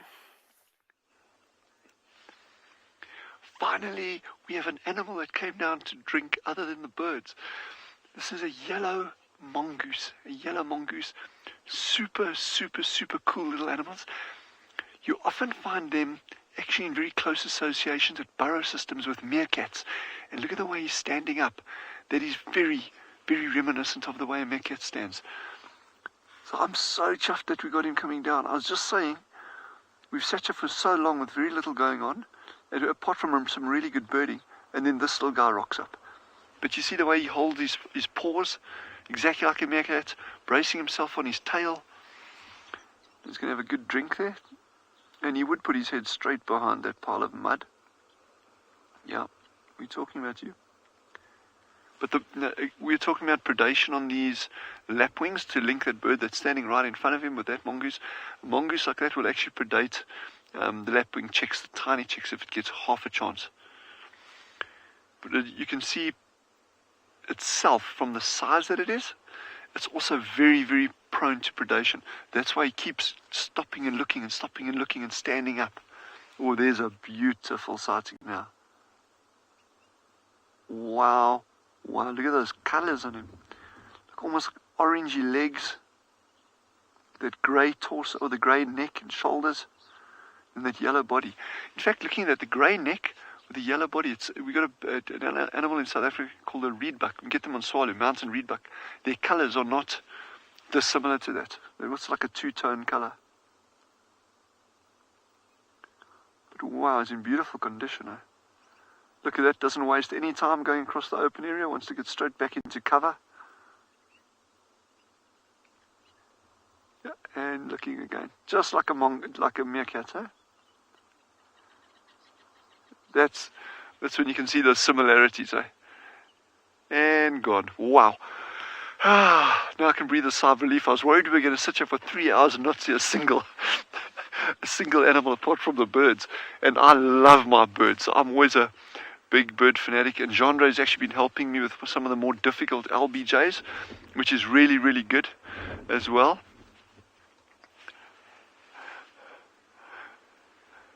Ruby says she's never seen a yellow mongoose before, and that makes me even happier to see these fun little things, whether it's the birds or insects or mammals that people haven't been exposed to, haven't seen. That has absolutely made my day. Thank you.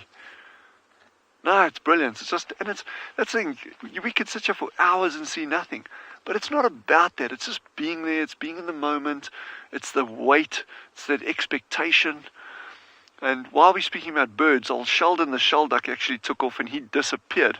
But he took a different direction that takes him straight across to another dam.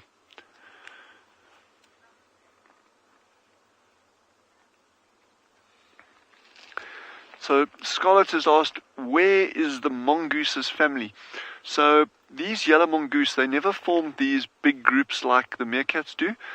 The group of meerkats that we're currently watching, the rock stars, they're 6. And then we don't know how many pups they got yet. But that is, the number of 6 is probably about the maximum size that these yellow mongoose would normally get to. It's normally 3, 4, 5 individuals. So they form very, very small groups. One of the key differences, though, is that they don't forage in a big group. You get other mongoose species that do, the meerkats. Banded mongoose will do it. Dwarf mongoose will do it. So you get other species of mongoose that will forage together. These little guys normally forage individually.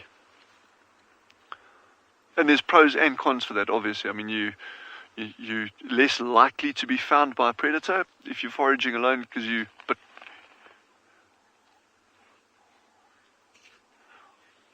Anushka's just asked, how many species of mongoose do we get in the Kalahari? Well, certainly at Tswalu, we've got 4 species. You've got the meerkats, you get yellow mongoose, you get slender mongoose, and those are the 3 most common ones. The meerkats probably being the most common, then yellow and slender.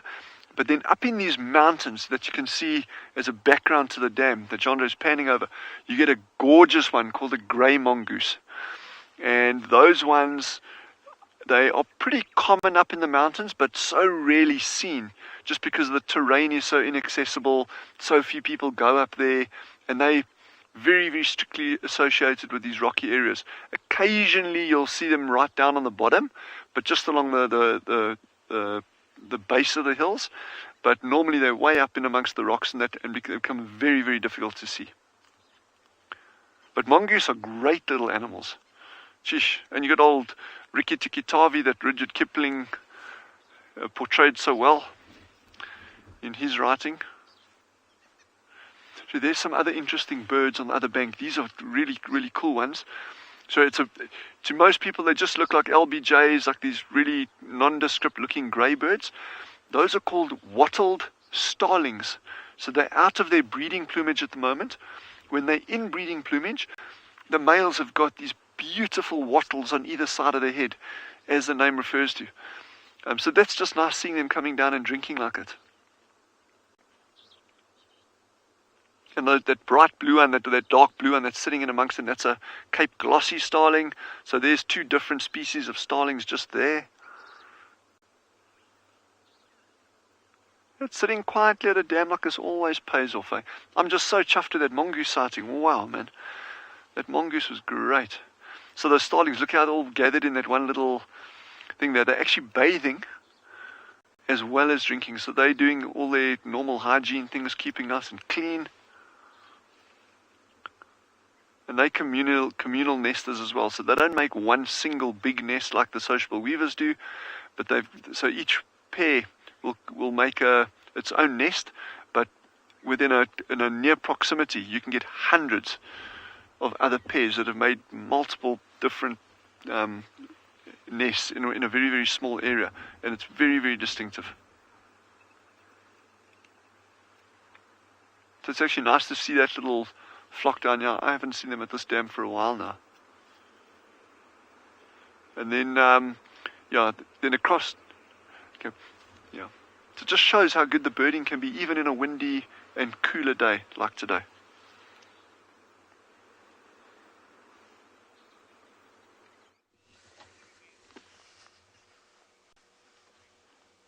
We've popped back to my favourite place. Why, you ask? Well, I love this trio. And also, I'm determined to catch Corky here at some point. We were so lucky enough to see the little bundle of joy this morning. It actually popped its head out earlier as well, but then got scared by the elephants. And it's healthy. Many of you were asking what's wrong with the back legs. It's just a natural body shape of hyenas. They have small, weak back legs. The spine sort of slopes down at the back. Not weak, sorry, weaker, because they're sort of, well, they've evolved this strange body shape due to their lifestyle, which does include scavenging and pulling carcasses. So they need the front end of their body to be very strong. The cub looks well, it looks healthy. The belly, the little tummy looked relatively full. So Corky's feeding it. She has to be. Otherwise this cub would not survive. So I keep thinking every time I visit, we're going to see corks. And we just don't. So I wonder if they're doing some sort of timeshare. Not intentionally, but I wonder if Ribbon gets sort of up and mobile at night time and goes on the hunt or scavenges or just generally causes trouble somewhere, and Corky comes. I spent a lot of time with Corky as the matriarch at her communal den, which was Philemon's Dip Den 1 back in the day, and she was very much exactly the same as Ribbon, a diurnal feeder.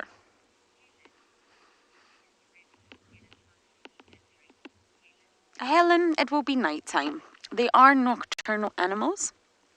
They're nocturnal species, which means that it's entirely normal for them to sleep all day. We sleep all night, and we're awake all day. They're just the opposite. So although it looks like she's been lazy, she's just doing exactly the same as we humans do, just the opposite way round. Normally when I sit here right till the end of drive, we do find that Ribbon gets very active as the sun goes down, as do most nocturnal predators. And that's basically environmental cues causing internal... Sorry about that. Causing internal biological cues. So the sun going down intrinsically wakes her body up. And I guess we're the same, fundamentally, if you think about it. We're highly diurnal, apart from those night owls out there. But we are essentially diurnal. And when that sun pops up, a lot of us are awake, because that's the way we've evolved to be. Ribbon's just the opposite. So we do find she gets active, and she will eat at night time.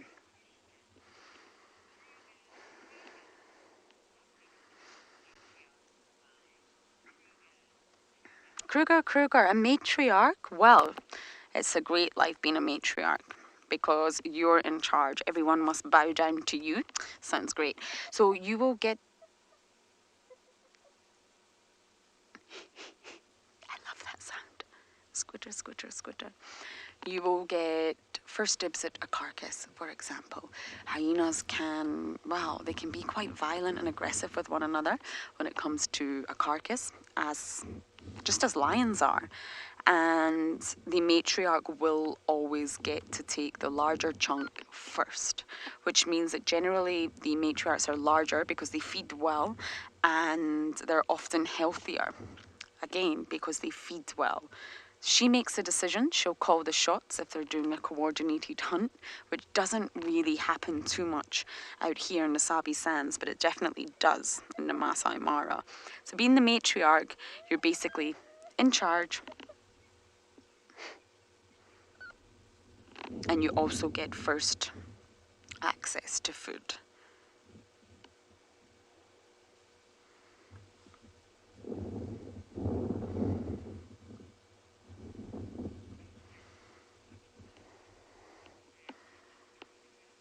Veronica, you only really see hyenas all together at communal dens. And last year, when we spent time at the old communal den, you witnessed everybody come and go, really. You saw the males come and go, you saw the females. And I'm not really sure why we're not seeing June and Hart here so much. I really don't know yet as to why we're not seeing them. We do see the males. We've seen Saka a fair bit. We've seen the youngsters, the sub-adults. We had Comet the other day. But I'm just not entirely sure about the females and why we're not seeing them. It could be that Hart's maybe at her own natal den. There was lots of speculation for a while that she could also be pregnant.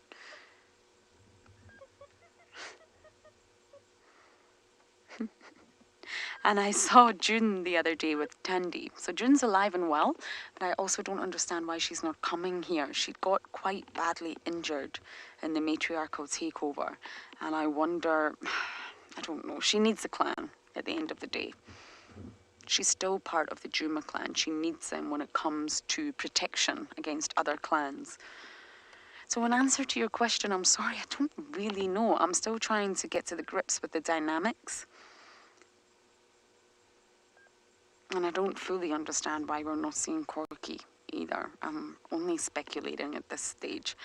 But she has to be feeding that little one because it's healthy.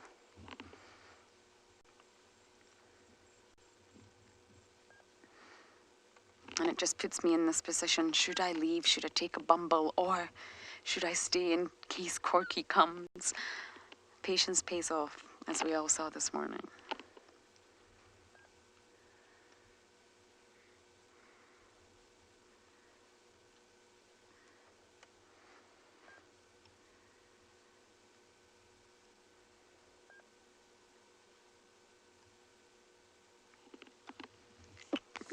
Sorry, everyone. Bless me.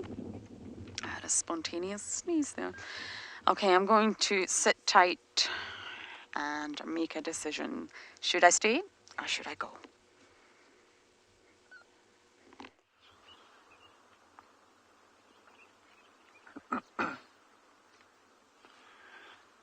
So we're still watching. Just after that mongoose left, these lapwings were actually on the far. They flew right across the left-hand side to the dam, and then they disappeared completely, and then the group came back again to the same spot.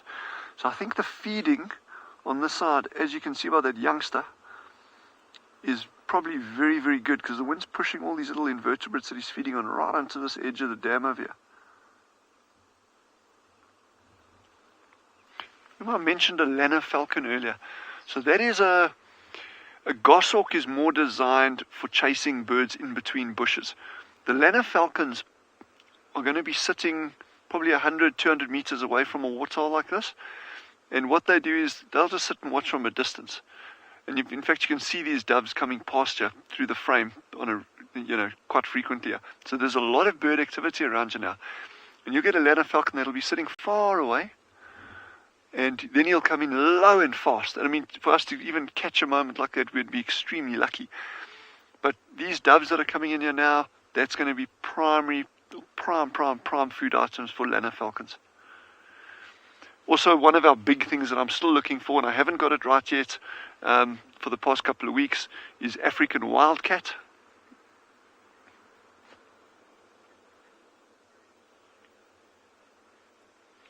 Uma has just asked, what does a lapwing's diet consist of? So they are primarily eating invertebrates, And that can be things like brachiopods, it could be pond skaters, beetle or insect larvae, mosquito larvae, things like that. So whatever's floating on or just below the surface. I've actually also witnessed them doing a really interesting technique that some of your wading birds do it, where they actually walk in the water and they shuffle their feet a little bit, and that disturbs the sediment and any little invertebrates that are hiding down in the sediment. It gets them up and going, and that enables the lapwing to catch them. So yeah, so their diet is pretty much that. But look at all these doves, lots of doves coming down now as well, left and right. And I was starting to mention the African wildcat. That is a species that I haven't got yet over the past couple of weeks. Last night when Jandra and I came back, we saw one on the road. So Timothy has just asked, what kind of doves are these? These are Cape turtle doves. Cape turtle doves. Some people know them colloquially as a ring-necked dove, but that's actually a very different bird. So these are Cape turtle doves. And interestingly, we saw one that was actually still nesting 3 weeks ago, which was very late into the season. But that's the reason for that is probably the fact that our rainfall was decent this year. Well, it was average, so we got between 300 and 350 mils of rain, but it was really well timed. So there was a lot of plant life around and insects that could support youngsters. So on that, when we're talking about that, leading on from that question about what lapwings eat, when you look at birds, they'll normally have their standard diet, but when they've got chicks, they'll often switch their diet, not so much for the adults, but to actually supplement the chicks' diet. And if you look at sociable weavers, that's a very easy example where they'll normally be feeding on grass seeds through the year, but the moment they've got chicks, then you'll actually see those adults going around. They're picking up things like harvester termites, grasshoppers, things like that, to feed to the chicks. I've seen the crops of doves that we've actually found at waterholes before, and if you open them up, you'll see those crops have even got things like ants inside the crops, which is quite unusual. And lots of fruit and berries and seeds. So a lot of things, although we put them in a box and say, well, this is the normal diet, that diet can change seasonally. And even if it's an animal that only eats plants, like vegetation, even the composition of that can very, very easily change depending on the quality of the browse or forage that's available to them at different times of the year. So back to that African wildcat, this elusive species. You often get them hiding out close to waterholes like this.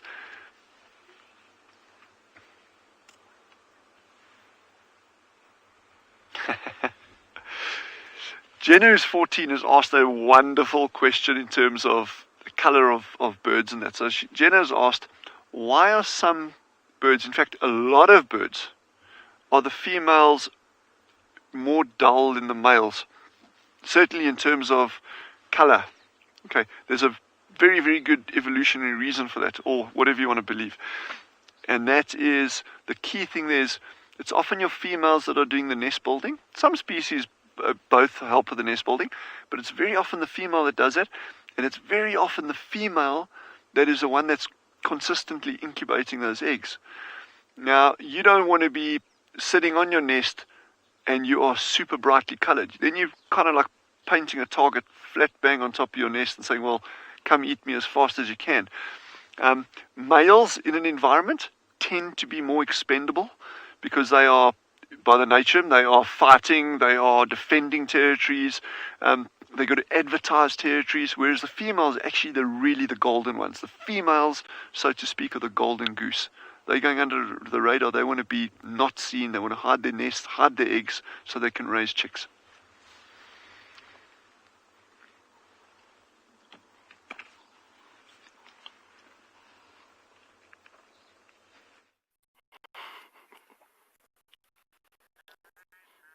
Don't chat coming around. I know, I think I drove through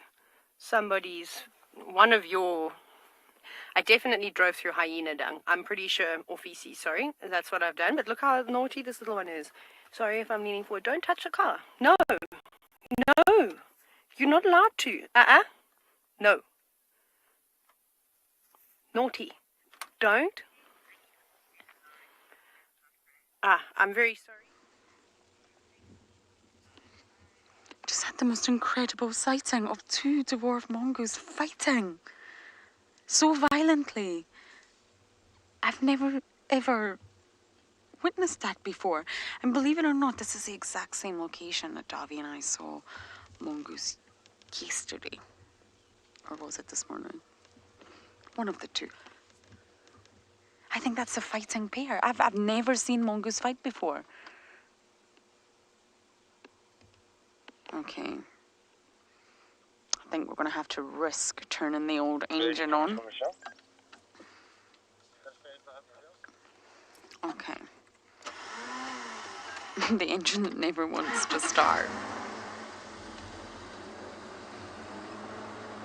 They were standing up on their hind legs, boxing.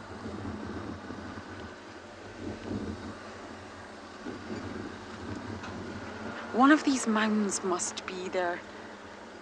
I can see them. Hold on, let's see if we can figure out some view for you. It was absolutely incredible. Maybe I can pop my nose in. Considering they're quite a social, tight-knit, cohesive group, it's very unusual to see them battling like that.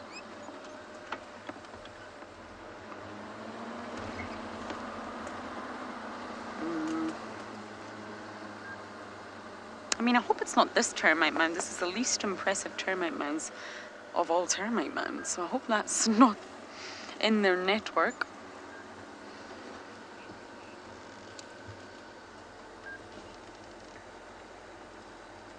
Krishna, this is a dwarf mongoose. The smallest carnivore in the Lowveld and the most common mongoose we see out here.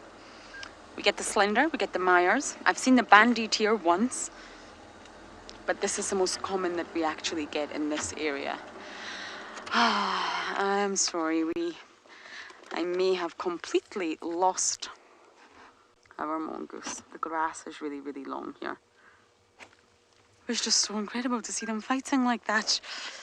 Okay, I can't off-road for a dwarf mongoose. So we will go back into the road before I get in trouble. But they must be using a mound here. They have a network of mounds that they use, so it's quite rare to see them in the same place day after day as they move, because they've got to keep the scent on each mound fresh. So they sort of have a rotation of mounds, which I think is very sweet. Johnny, I have no idea what they're fighting over. I've never seen this before. I can't answer that. I'm afraid I've never seen dwarf mongoose box like that, standing on their hind legs like little meerkats and boxing. Never seen it. So I do not know what they're fighting over, but I highly doubt it would be the termite mound. So going to go on a short sunset bumble, see what else we can see.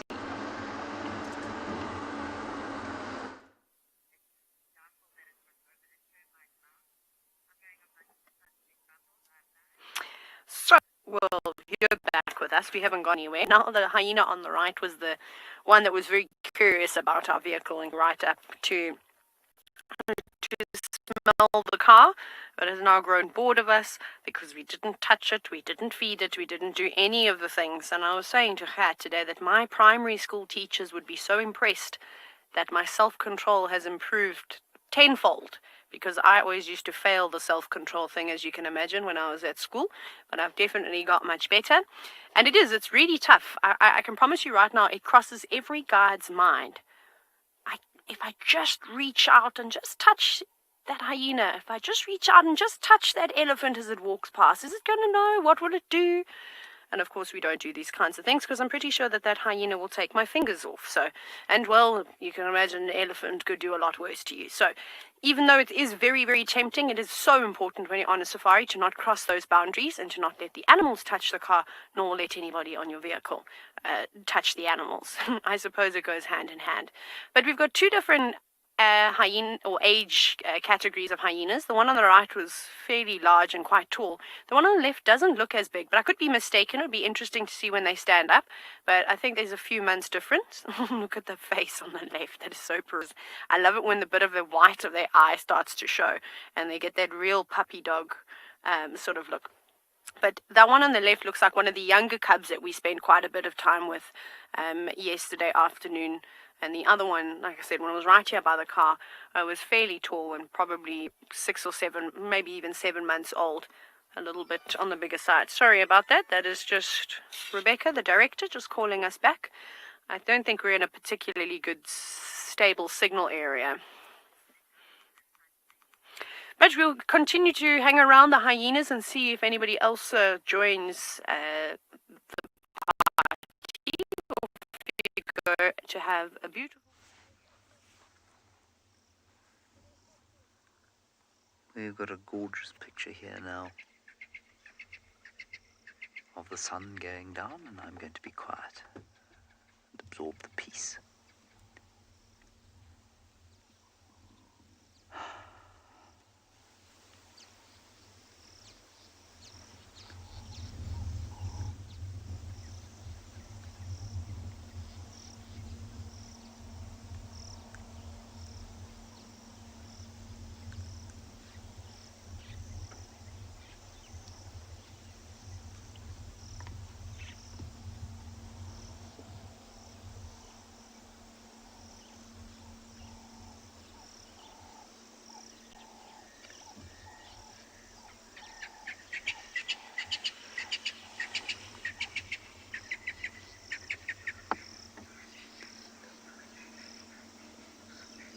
Mainly crested francolins you can hear, and a Natal spurfowl. And there was also, if you listened very carefully, a grey-headed bushshrike going krr, krr, krr, krr.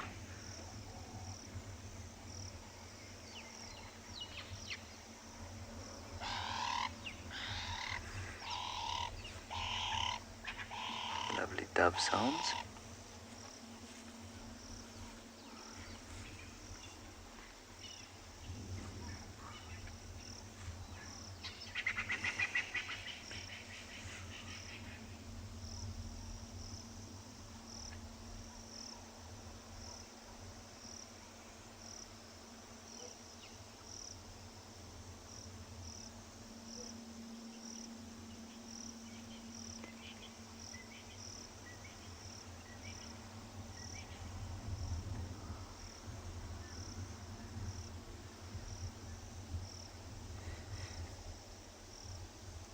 Crickets are starting to call now, stridulate.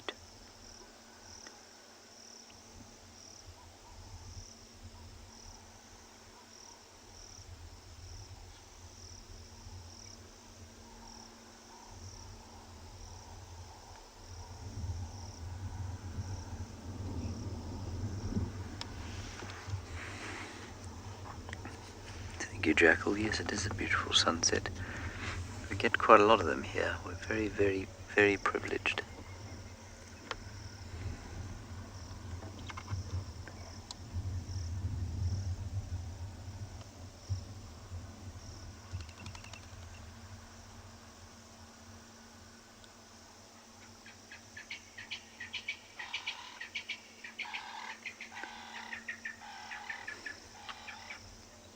And there it goes. Now we shall move slowly along. Failed completely dismally in every way to find tracks of the leopard we've been looking for, or in fact anything else. So I'm not sure what we're going to see, but we'll do our best. Anushka, I think the sun and moon look bigger on the horizon because of the dust that they shine through. So basically I forget which property of light it is. I think it's probably refraction, make the sun and moon much larger because of the angle and therefore the amount of particulate matter that it must shine through before it reaches you. I think that's what happens.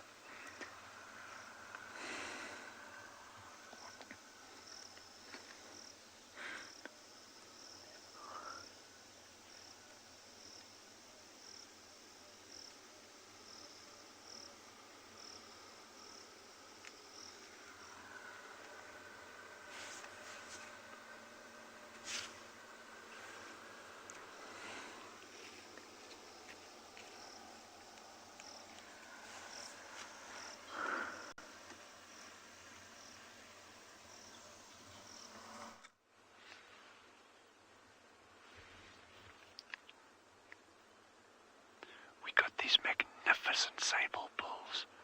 Absolutely magnificent sable bulls that have just walked down to come drink. We've got the one at the water itself, and there's another one approaching from the right. We'll focus on the one at the water first. I want you to look at those horns. These horns, when they drink, almost touch their back. These are incredibly beautiful animals. Absolutely incredibly beautiful. Look at that one at the water. My goodness. What a sighting. I knew it would pay off just sitting here. This is what it takes. You just got to bide your time. Oh my goodness. Look at that. Wow, wow, wow. Just out of interest, the one on the left, the curl on the horns is so tight, it is actually physically touching its back while it's drinking. This one's horns are not curled over as tight, but look at this one. Look at that one there. See how those horns actually touch its back? That is fantastic. What an animal.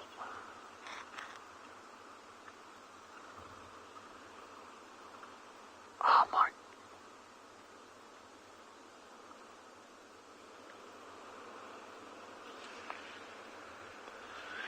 Dylan, who is 10. I like your name, by the way.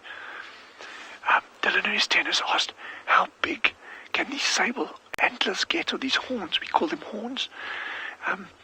They can get to over 50 inches. Both of these bulls, this one on the right, you're probably looking at about 41, 42 maybe. The one on the left is probably 41, 42 as well. But wow, these are beautiful animals, eh? I just love that shape.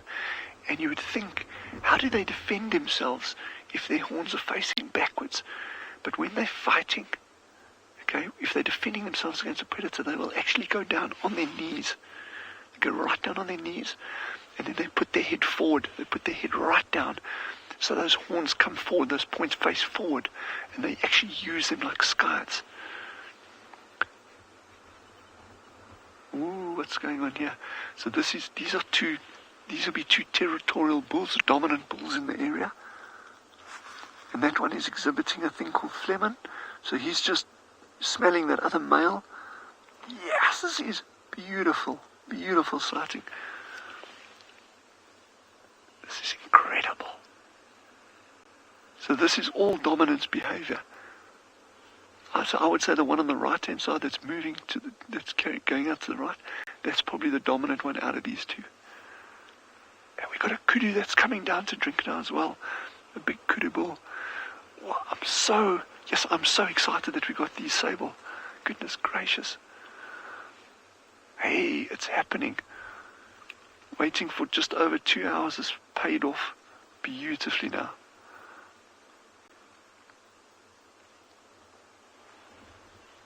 So the wind is perfectly in our favor. It's blowing from the left-hand side to the right-hand side. So these animals can't smell us at all. I'm talking really, really softly. Wow, look at that. Look at that.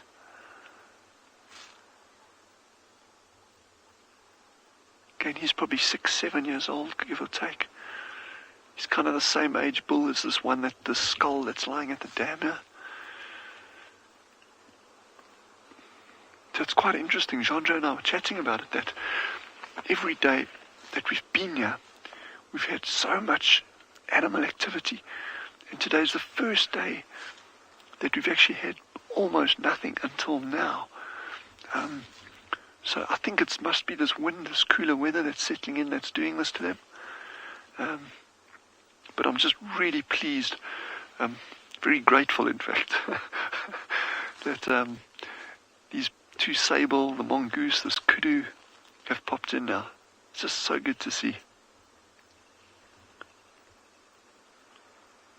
Still very alert, those ears are back, just twitching the whole time, listening for any sound of danger, presence of wild dog, cheetah, leopard. Although both of these sable bulls and this kudu It'll only really be wild dogs that would be a threat to them. A lion potentially as well, of course, yeah.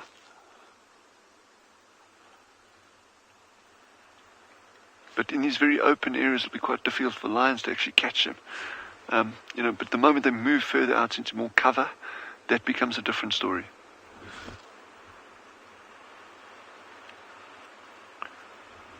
So I'm loving this light on the kudu with those ripples on the water. It is just beautiful.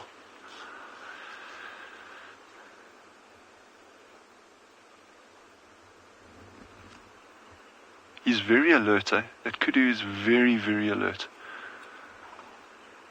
And the fact that he came trotting down to the water from the direction that he started staring in now, so it could be that there's other kudu bulls in that direction that are moving this way.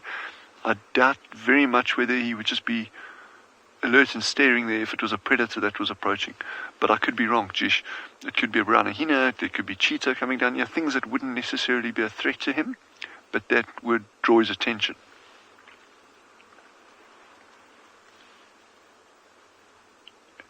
Oh, wow, I'm so happy now.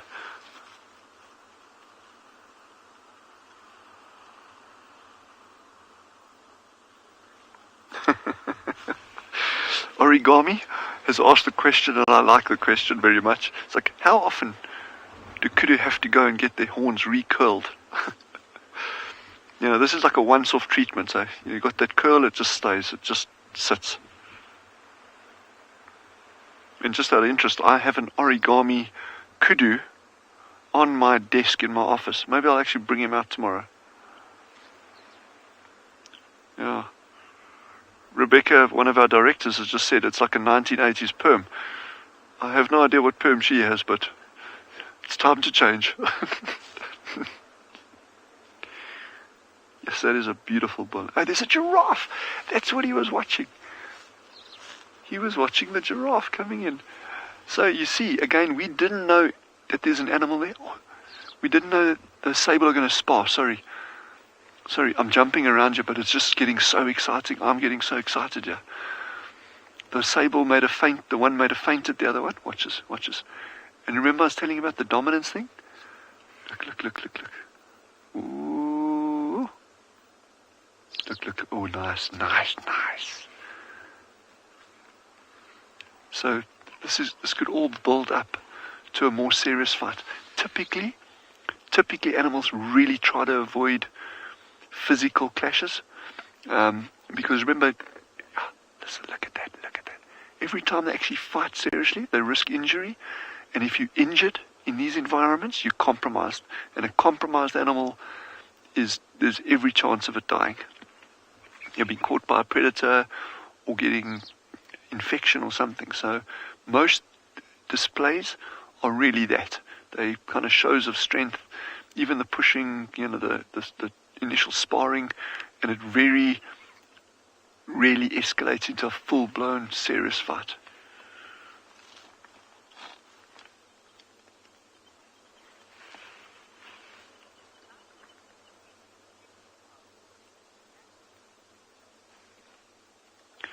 Sorry, Joyce asked a question. I just lost it a little bit there. How are the horns?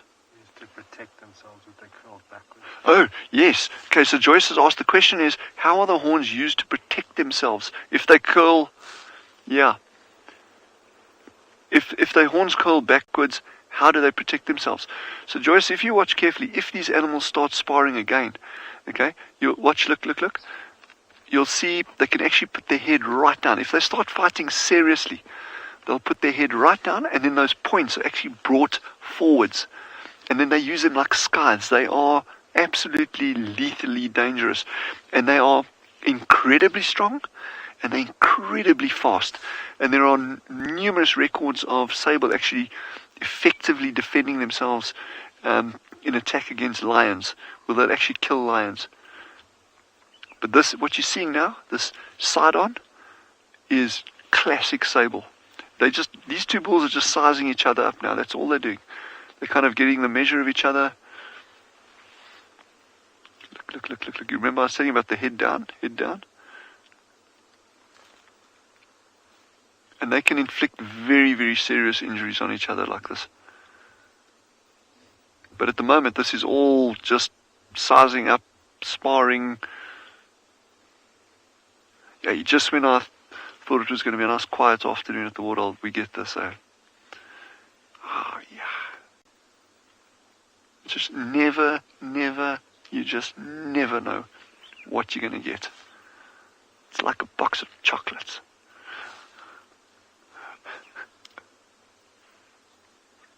Unless you're buying Lindt, then you know what you're going to get.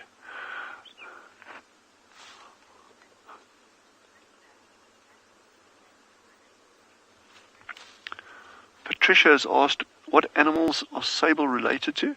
So they are antelope.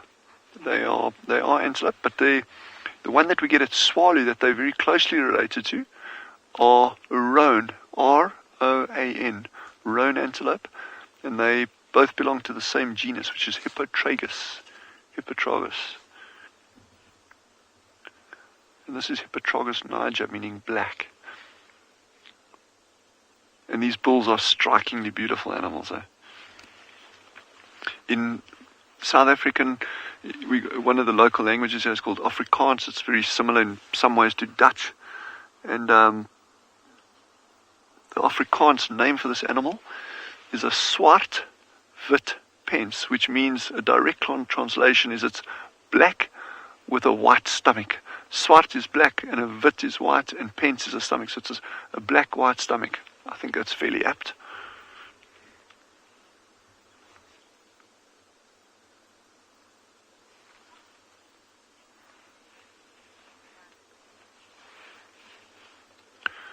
Gemma has commented that they both look to be in prime condition.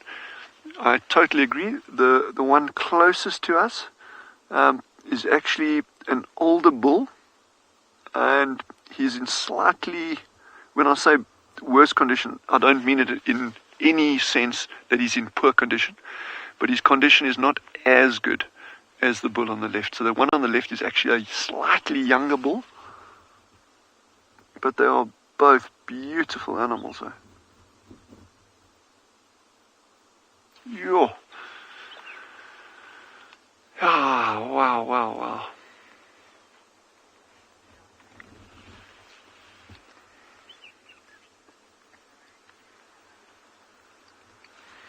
So there's a big giraffe bull that's also come down here, and but I'm just so enjoying the sable and that. And it's something that you don't see all that often. I mean, you see it on Tswalu regularly, but I think for many of the viewers, you don't see it all that often, yeah.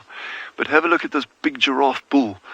And remember we mentioned how the kudu was watching something in the bushes there? We didn't know what it was whatsoever. But there you go. It just shows, even if you cannot see something, the things around you in the bush are always giving you little clues if you just take the time to observe carefully.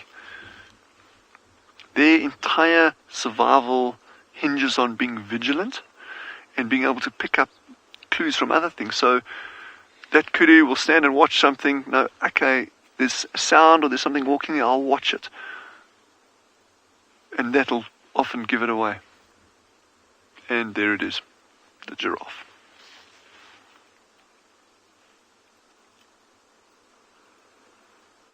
Wild Earth relies on support from viewers like you to carry on broadcasting our daily live shows. A small donation goes a long way in helping us on our mission to connect the world with nature. Please visit our support page to see how you can help and become part of the Wild Earth family. Patience does pay off. That's the one thing that nature will teach you. And it's a lesson that I definitely learned. British people don't tend to be that patient. But with nature, there's no choice. And it always pays off eventually, just like Corky's little cup this morning. Oh, I still keep thinking about it. I am planning on heading back. I just want to do a wider loop because I'm so focused on the hyena den at the minute. There's sort of the rest of the reserve to check as well. So I've done a giant loop and we are going to head back just in time for the end of the drive to see if Corky's made an appearance. So of course we do have a poll on Twitter.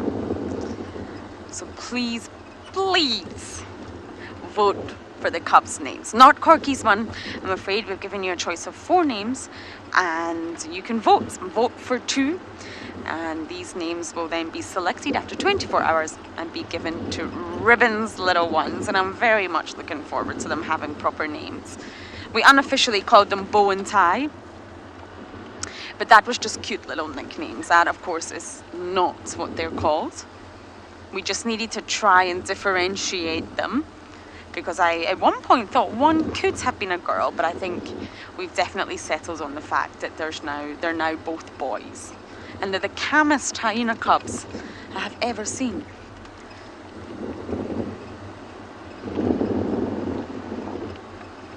They really, really are very calm with one another, and their gentle approach to the young one this morning was just heartwarming. They seem to know that they can tear chunks out of one another, but when it actually comes to this small little one that belongs to Corky, they're very gentle with it. Now, if Corky is nocturnally suckling, which she has to be, I just wonder if this is a good time to check the den. And I know many of you are thinking that Ribbon is keeping Corky at bay, but I really don't think so. The night that we first discovered this little cub, I got called by a very dear friend of mine to say, we have a surprise, please come to the hyena den. So when I went there, the cub was there, and both Corky and Ribbon were there, and it was long after sunset. So I'm just wondering if that's exactly it. She's just coming once the sun sets. Sorry, I'm just doing a junction check.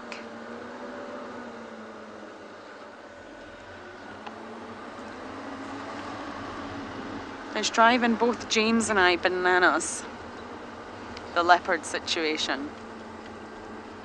We know our leopards very well here, as most of you know. And things have changed, things have shifted, so it's back to the drawing board to figure out where they all are, what routes they're taking, what paths they're taking. And it's normal and it's natural for things in an environment to shift, especially between seasons. But yes, it's driving both James and I bananas.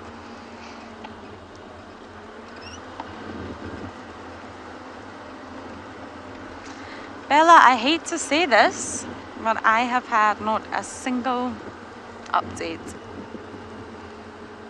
He was with Trishala, I don't know how many weeks ago now, 2-3 weeks ago. And that was the last time he was seen with Wild Earth. I do believe he has been seen after that in Buffelshoek, scent marking, which means he's not nomadic yet. Many people are assuming he's starting to become nomadic, which could be happening, but he's definitely not completely nomadic. Not if he's scent marking and sawing and acting like a territorial male. And it just breaks my heart. If any of you are new viewers, Tingana is my absolute favourite leopard. I love him to pieces, and the thought of not seeing him again, oh, I can't talk about it, everyone. You all know I'm a bit of an emotional mess anyway. But as far as I'm aware, he's in Buffelshoek, and what you've got to realise is Juma's actually a really small property. Buffelshoek is huge. I think it's almost 7 times bigger than Juma, 6 to 7 times, and therefore maybe he's just not been found. Maybe he's actually being a very good leopard. Leopards are elusive in nature, and maybe Tingana's just being very elusive. So don't worry, everyone. Tingana's bounced back before when we've been worried about him, and I'm sure he's fine. But yes, Bella, it's breaking my heart ever so slightly. Is that something on the road, or am I imagining things? That's a hyena. My eyesight's really not great when it gets to this hour. Who do we have here? I do not know.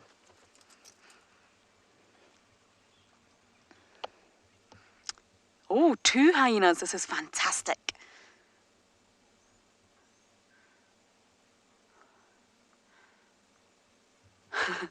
Look at that catwalk. I'm sorry, they own it. Hyenas own it when it comes to walking down a road like this.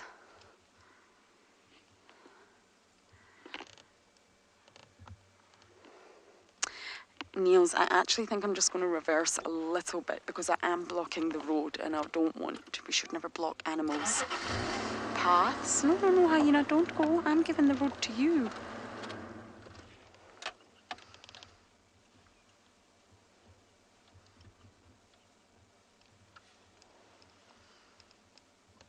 come back again. See what they're doing? They're zigzagging. They're catching the scent of the animal. And they're trying to get their nostrils filled with anything that they can follow up on. Okay, that one's walked off. There's just one just about to approach on the road now. I wonder if we can get an ID. Oh, the anticipation.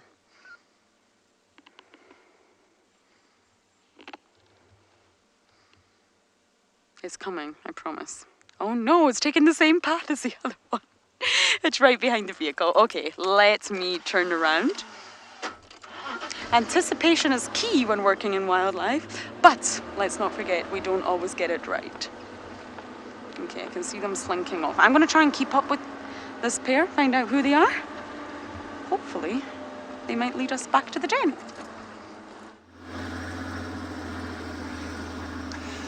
So welcome back to and beyond Ngala. So unfortunately we had a massive power failure in the whole area, and because of that we couldn't go live, and so myself and Owen were really just itching and biting at the bit to try and get out and see if we can find the leopard, because this morning there was reports of a leopard in this area. So that's why we're in this riverbed. We're in the Timbavati riverbed. We're going to drive all the way in the direction where the sun is setting, so in a westerly direction, and hopefully there's some signs of a leopard near the banks. So it's one of the young males that I think you Rowan. It's called the Makoti male, so basically the vulture male leopard. And the last time he was seen was just after morning game drive in this area. And because of his movement and being like it cooling down, he could have moved anywhere here, but we're hoping that he might have moved into the river, or if not in the river, just outside the river. So that's why we're doing a loop and then going onto one of the roads that's on the bank of the river and see if there's any signs of him. And of course, whatever we find, we find. Hopefully that porcupine, as we mentioned, if there's a signs of porcupine, African wildcat, civet, serval, don't really see them because they're not really used to vehicles. So sometimes if I do hear the noise of a vehicle, they might just move off, but you just never know.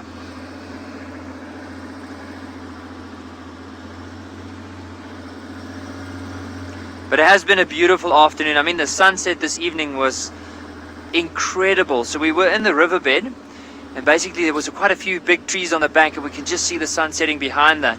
And it's still nice and warm. It's not as cold as some of the other evenings. Just want to quickly have a look and make sure I don't miss this leopard as we're driving past.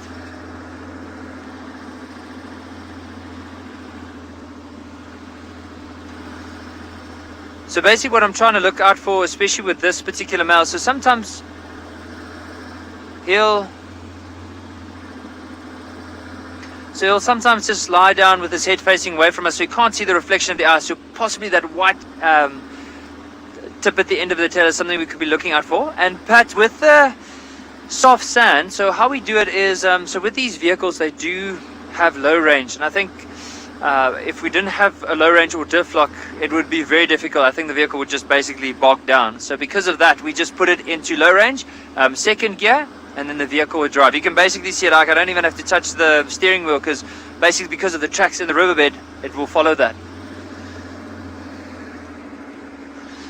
So now this is what I'm hoping for, is that we will be able to see possibly any signs of this male. We haven't seen any tracks, so which is good news to us, because then we know they haven't crossed off to our right. So possibly he could still be lying down off to the left. We'll also check some of these bigger trees. You never know, maybe as it started cooling down, opportunistic, maybe caught something, dragged it up in the tree so that hyenas can't get it. So we'll carefully scan these bigger trees as we go past them.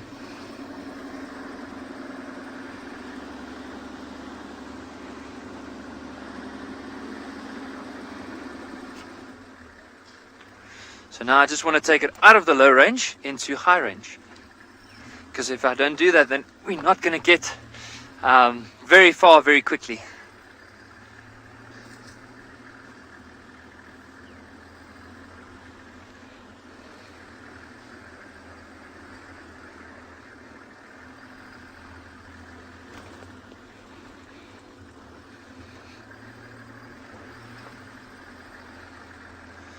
I think while we are going to go possibly looking for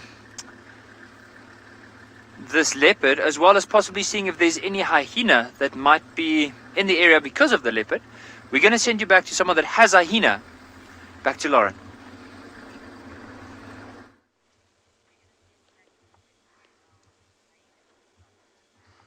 We've caught up with them, the two of them. This is Luca, Mr. Smiley Face. He's got a smiley face with a spot pattern. And I think everyone, I could be wrong because we've not had a good look at it yet. The other one is Kosa, who we've not seen in quite a while. They're heading in the direction of the den, but they're stopping, they're smelling, they're stopping, they're smelling. And it really emphasizes what we say about nocturnal animals. It's chilly now, the sun is going down and the hyenas are awake. They're yawning and they're... Oh, please don't tell me you just went to sleep, Luca. You've just embarrassed me. Okay, we're going to go forward, Niels.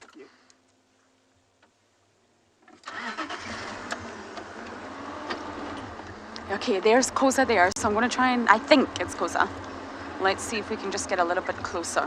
What a day for hyenas. Oh, okay, yes, Luca's gone to sleep. That's great. I was just telling you all how active they were. They've both gone to sleep. Oh, you know, in wildlife, we're going to focus on this one because I think it could be Kosa, but let's take a better look. Wildlife will always throw you under the bus. A little bit tricky to see the spot pattern. Definitely think it's male. I think this is Kosa. Got a heart, love heart on his right side. But please, hyena experts out there, if you can figure this out, do let us know. Hashtag Wild Earth. Some of you are incredible. But if it's Kosa, that's great news because we've been a little bit worried about the lack of sightings of him. So it's two males. And they've just gone to sleep in the middle of nowhere. Luca's right there, not too far away. And they were just strolling along the road. Wanderers. I imagine when the sun goes further down, they are going to head to the communal den. They're part of the Juma clan. They're immigrant males, which means they were not born into the Juma clan. But I imagine they're just going to sniff their way. If they come across a leopard, bingo. If they don't, then I think they're just going to head to the den and see what's going on there. What a lucky find.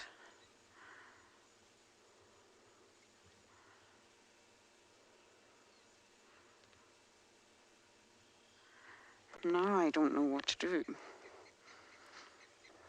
I've got 20 minutes. I probably could make it back to the den just to see what's happening. It would be really great to show you all Tswazi without his horrible metallic necklace. For those of you who maybe didn't get the update this morning, it's gone. How do we know this? Well, he was in camp all night last night, as he always is. I think BK had to shoo him away many times, and he's not got the metal around his neck anymore. I don't believe it was a snare. I think it's just been some wire from something, maybe a fence. And he's just got it stuck in his neck somehow. But it's gone now, and I think he managed to pull it off himself, which is great. It was loose, so he probably just needed to somehow rub his head against something and get it off. But it would be really good to see Tswazi and, of course, Miss Corky. So I think that's what we're going to do. I think we're going to head to the den, say goodbye to this pair. Okay, so as I head to the den, I'm going to send you guys back across to Dylan.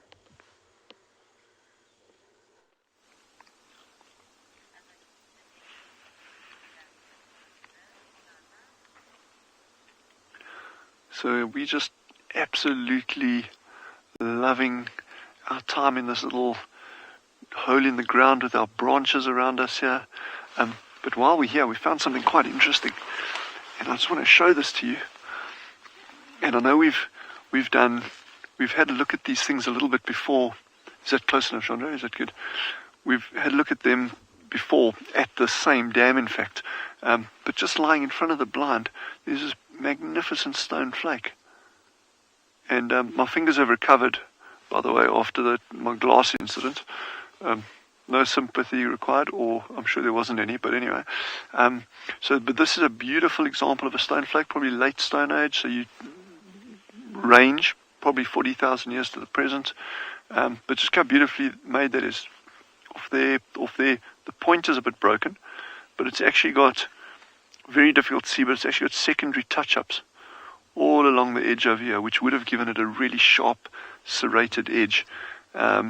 But yeah, this one's quite worn now, and when you see a chip like that, that's probably a new one, and that's actually quite interesting because one of the challenges when you're looking at or for artifacts in some areas, you actually got what we call pedifacts, and that means things that are created or flakes that are created from feet, probably animals' feet. In other words, animals walking to and from a waterhole over rocky ground will be knocking rocks against each other, and you can get flakes coming off. But it's rare that you'll ever get a flake that is this symmetrical in this pattern as the ones that we're finding over here. But yes, that's just interesting. Yeah, we've had a mongoose drinking, we've had tons of birds, giraffe, kudu, sable bulls coming in sparring. But there's also the other side of it, the early history of man, that is very, very prevalent in these areas. There's always something to see. Even if there's nothing to see, there's always something to see, I promise. And we will find it. But what scenery, eh? Look at this. And it's so great that you're all with us, that you can actually share in this, participate in it, and get involved. That's the best thing ever. And wherever you are in the world, eh? Doesn't matter where you are. I mean, you could be, anywhere. Sitting in Frankfurt, sitting in London, wherever you are. It's just great if you're able to see these kind of things with us, share it. I'm actually hoping, we've still got 15 minutes or so. I don't even know how much time we've got left, but thereabouts. This is a brilliant time of day for brown hyena. This is slap bang in the core territory of a leopard female that's super relaxed. So Magic has asked about one of my favorite animals, another one of my favorite animals. They've asked, are there any crocodiles in this water? Unfortunately not. This water, the Kalahari, has actually got no permanent bodies of water, naturally occurring permanent bodies of water. So what we're seeing at this dam now is just the remnants of the rainy season. In another 3 months, not even, probably another 2.5 months, this is going to be a tiny, tiny, tiny little puddle, and will be decidedly not good for crocodiles. In fact, with some of our colleagues, you may have seen a little, like a water tortoise. Some people call them turtles. We call them terrapins. It's these, some people would know them as a turtle, I guess. But they live in these fresh bodies of water. We don't even have those here. And they're very tolerant of small, muddy bodies of water, but we don't even have those here. So, yeah, crocodiles unfortunately aren't on the cards. We have, speaking of things living in the water, we've actually had pythons. Some people call them Natal pythons, or you're actually known as Natal pythons now, I think, but African rock pythons. We've actually had them hiding in these dams before, because they'll actually submerge the entire body under the water, just with the nose sticking out. And things like these little lapwings that have been coming down here, the yellow mongoose that we've seen. If you get hares, there may even be hares close to us here now. Sorry, I'm just laughing because I missed a hare completely. It was right in front of us. But they will catch things like that come down to drink at the water.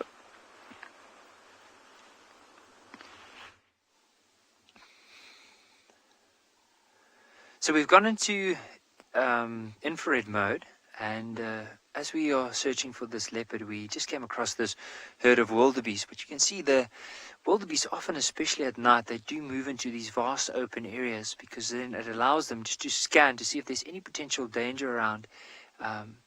Just look at that one that's moving off to the left. It looks like a youngster that's trying to suckle from the mom. It's definitely suckling at the moment. So what they normally do, and you'll often find zebra and wildebeest are together. It's quite strange just to find the wildebeest, but I mean, it's not uncommon to find wildebeest all by themselves and not with zebra or any of the other species.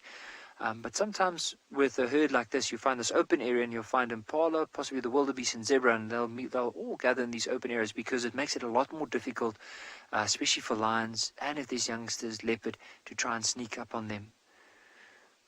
You can always see, like, even though some are feeding, there's always one or two that just scans the area to make sure that everything is still nice and safe.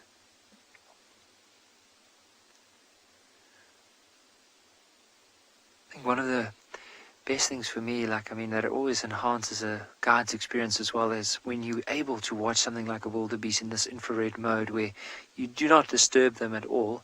And the other thing is, normally when this time of the evening, you almost like start carrying on, but I think sometimes you miss out on quite a bit of behavior, especially being able to watch them this time of the evening and a little bit later, because I mean, it is a common animal that you probably see almost on every drive, especially up here at Ambion and Gala. However, I mean, each individual has its own characteristics, and it'd be interesting to see what they will be up to, especially during the evening, because I also found that more and more research show that as soon as animals are being monitored at night, they're discovering completely new characteristics than they would normally knew about them, because of the fact that they only monitor them in the daytime.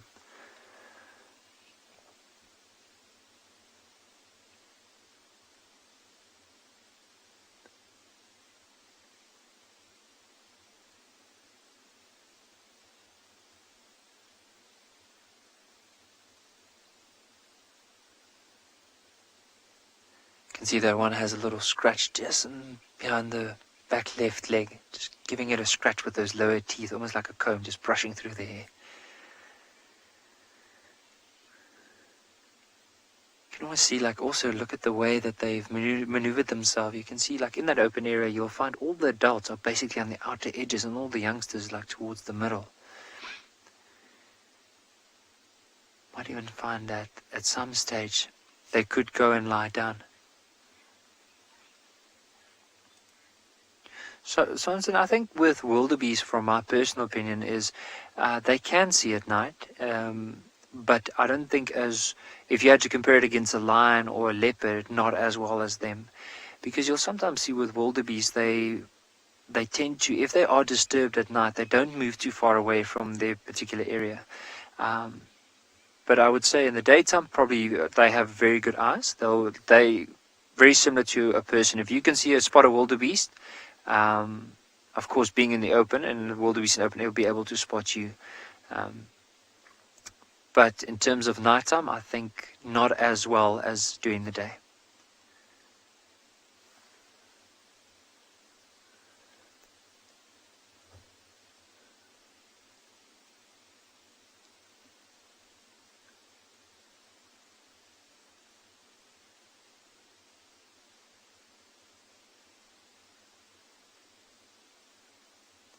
So what I think for now, so you just notice the way that they've positioned themselves, the way that they're moving around. I think this is probably where they're going to be for the evening. So even if they're not disturbed, tomorrow morning they might still be in this area here. So I think for now, let's slowly carry on with our drive, see if there's any chances of possibly seeing that leopard we are looking out for. But of course, whatever else we could find along the way, we're definitely going to give it a go.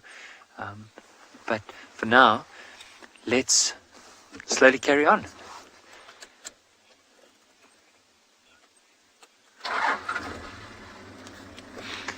Penelope, that's a very good question. So I personally don't think so, because I mean, with the reflection that you're seeing now, so with the infrared light you can't really see it, but with the normal light, as soon as you shine, like, it actually reflects and it comes back to us. So if, let's say, we were two people walking in, or two people shining a light right in front of us, and it reflects back to me, the person that's maybe 2-3 meters away from me won't be able to see that reflection in the eye because it comes back to me.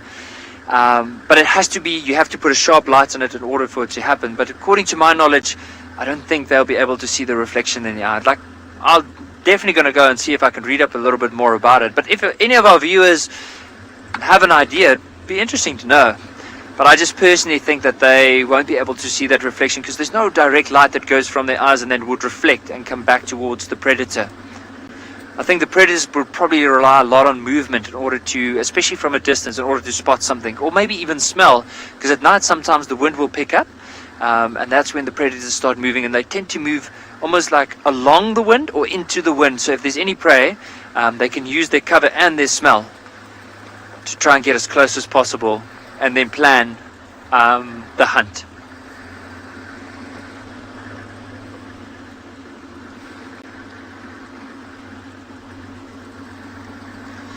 Also, what would be quite nice, I mean, we've been saying leopard, maybe this, but also like a fiery neck nightjar. So that bird, the call is probably one of my favorites. And there's always a chance, driving on the roads like this, they prefer these open spaces. Might be in the road, might be in a little open patch next to the road. And we'll also see the reflection of the eye. So their eyes, whenever they reflect, I mean, if I look at a wildebeest, the reflection is sometimes like a bluish, greenish color. But with a nightjar, it's like a red color. And so if we do see a red color, we'll definitely stop and see if we can get the nightjar, especially close to the ground.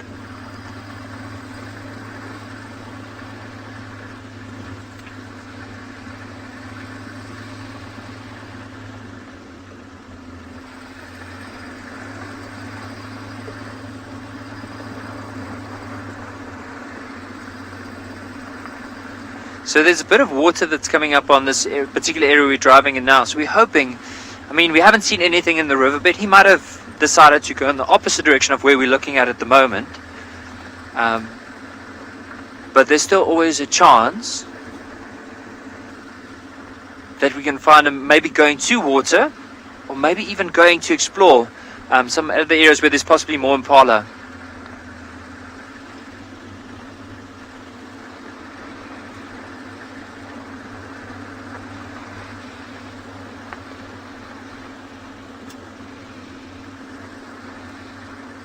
Oh, hyena on the road.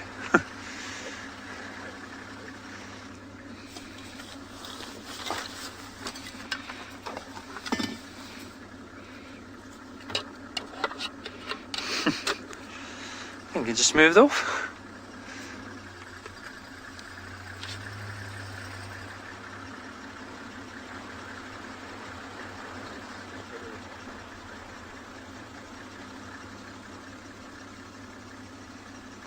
I think that hyena might have just moved off. Sorry, all the excitement, and it ran into quite a thick part of the bush right next to us. But I think while we're carrying on, hopefully see if there's more hyena and possibly that leopard. Let's send you across to Tswalu Kalahari.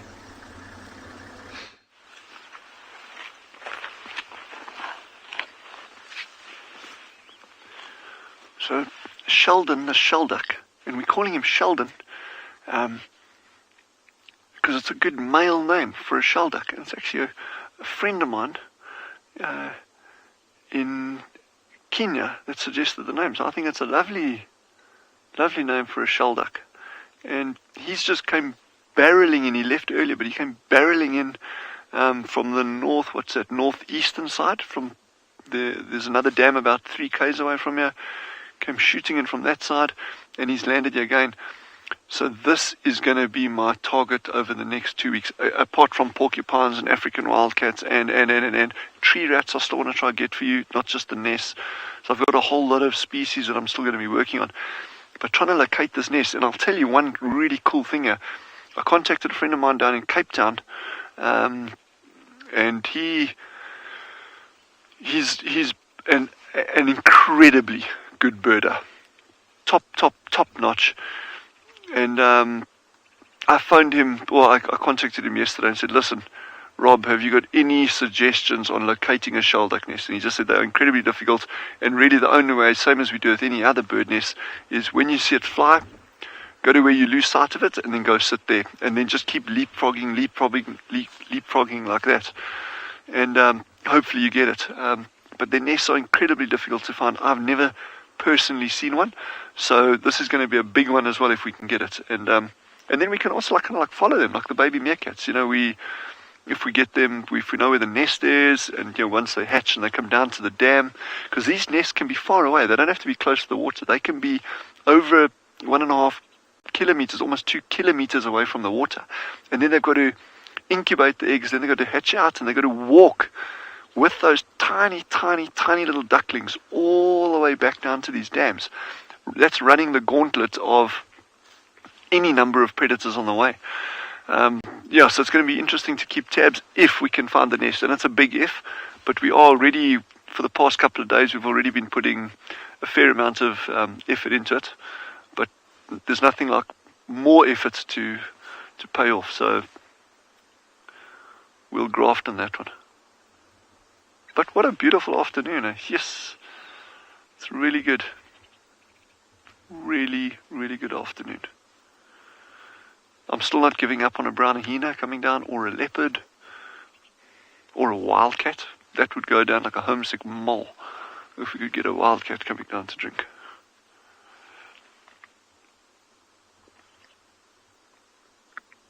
So I think he's actually going to go across. He's been slowly feeding up and down.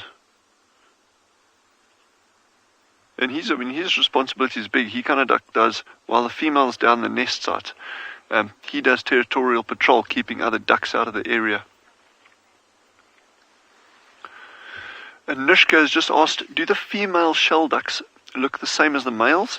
They look very, very similar, the overall pattern in that, but they've got a snow white head. Well, varying degrees of white on the head, but normally snow white, and they're slightly larger. They're a little bit chunkier than the males, and it's actually the female that gets super, super, super aggressive during the breeding season.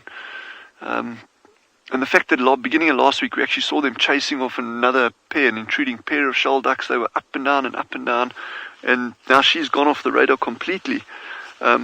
Just making the odd appearance back down at the dam from these reports that we've got. So she's definitely got a nest somewhere. It just really remains to try to figure out where that nest is. And I've even been on Google Earth, and I've done a basic map of the potential radius, potential sites around this area. And it's a big chunk of ground we're going to have to cover to find a hole that they're nesting in, because they nest underground. So they're normally using aardvark burrows, these larger burrows, but they have been recorded in porcupine burrows as well. But even of a little bit more concern, they've actually been recorded breeding down, what do you call these things? Spring air burrows. Now, spring air burrows are tiny, they're small. Your hand will cover the entrance of a spring air burrow, to give you some idea of that. And there are gazillions of spring hares out here. They only come out late at night, that's why we're not seeing them, but there are millions of spring hares out here. So to find every single, if it's nesting down a spring hare burrow, which I don't think it will, but if it was, then it would be almost an impossible task if it was just relying on covering ground to try to locate it. But I reckon an aardvark burrow at best. Okay, we got something else coming in here. Oh my goodness.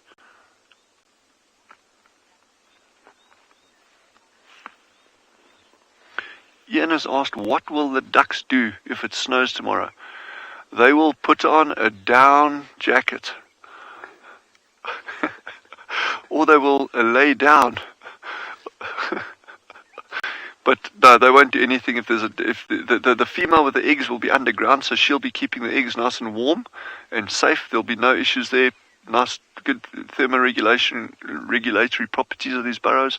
The male, he'll probably just do his best to shelter maybe on the edge of the water under the bushes, but I don't think our snow falls up in our areas, and I've seen that twice in 15 years, or normally it's like a coating, a dusting of snow at best. You know, we say snow, but it's I wouldn't try skiing on it.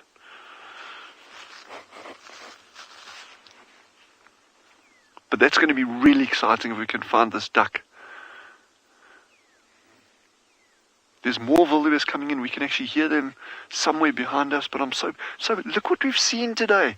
And it started off slowly, but we've had beautiful birding, the antelope coming in, the giraffe, the shell duck disappearing and coming back. The mongoose for me was probably one of the highlights. It's just like all been so good. And again, I don't want to like flog it, but you never know what to expect out here. And it's just spending the quality time, is really what pays off. And again, that's whether it's in your own garden or on a balcony if you've got a couple of pot plants. Just look carefully, you're going to see stuff. Anyway, have an amazing night's rest. It's wonderful having you with. Stay safe, stay warm, and we'll see you again tomorrow morning. Goodbye.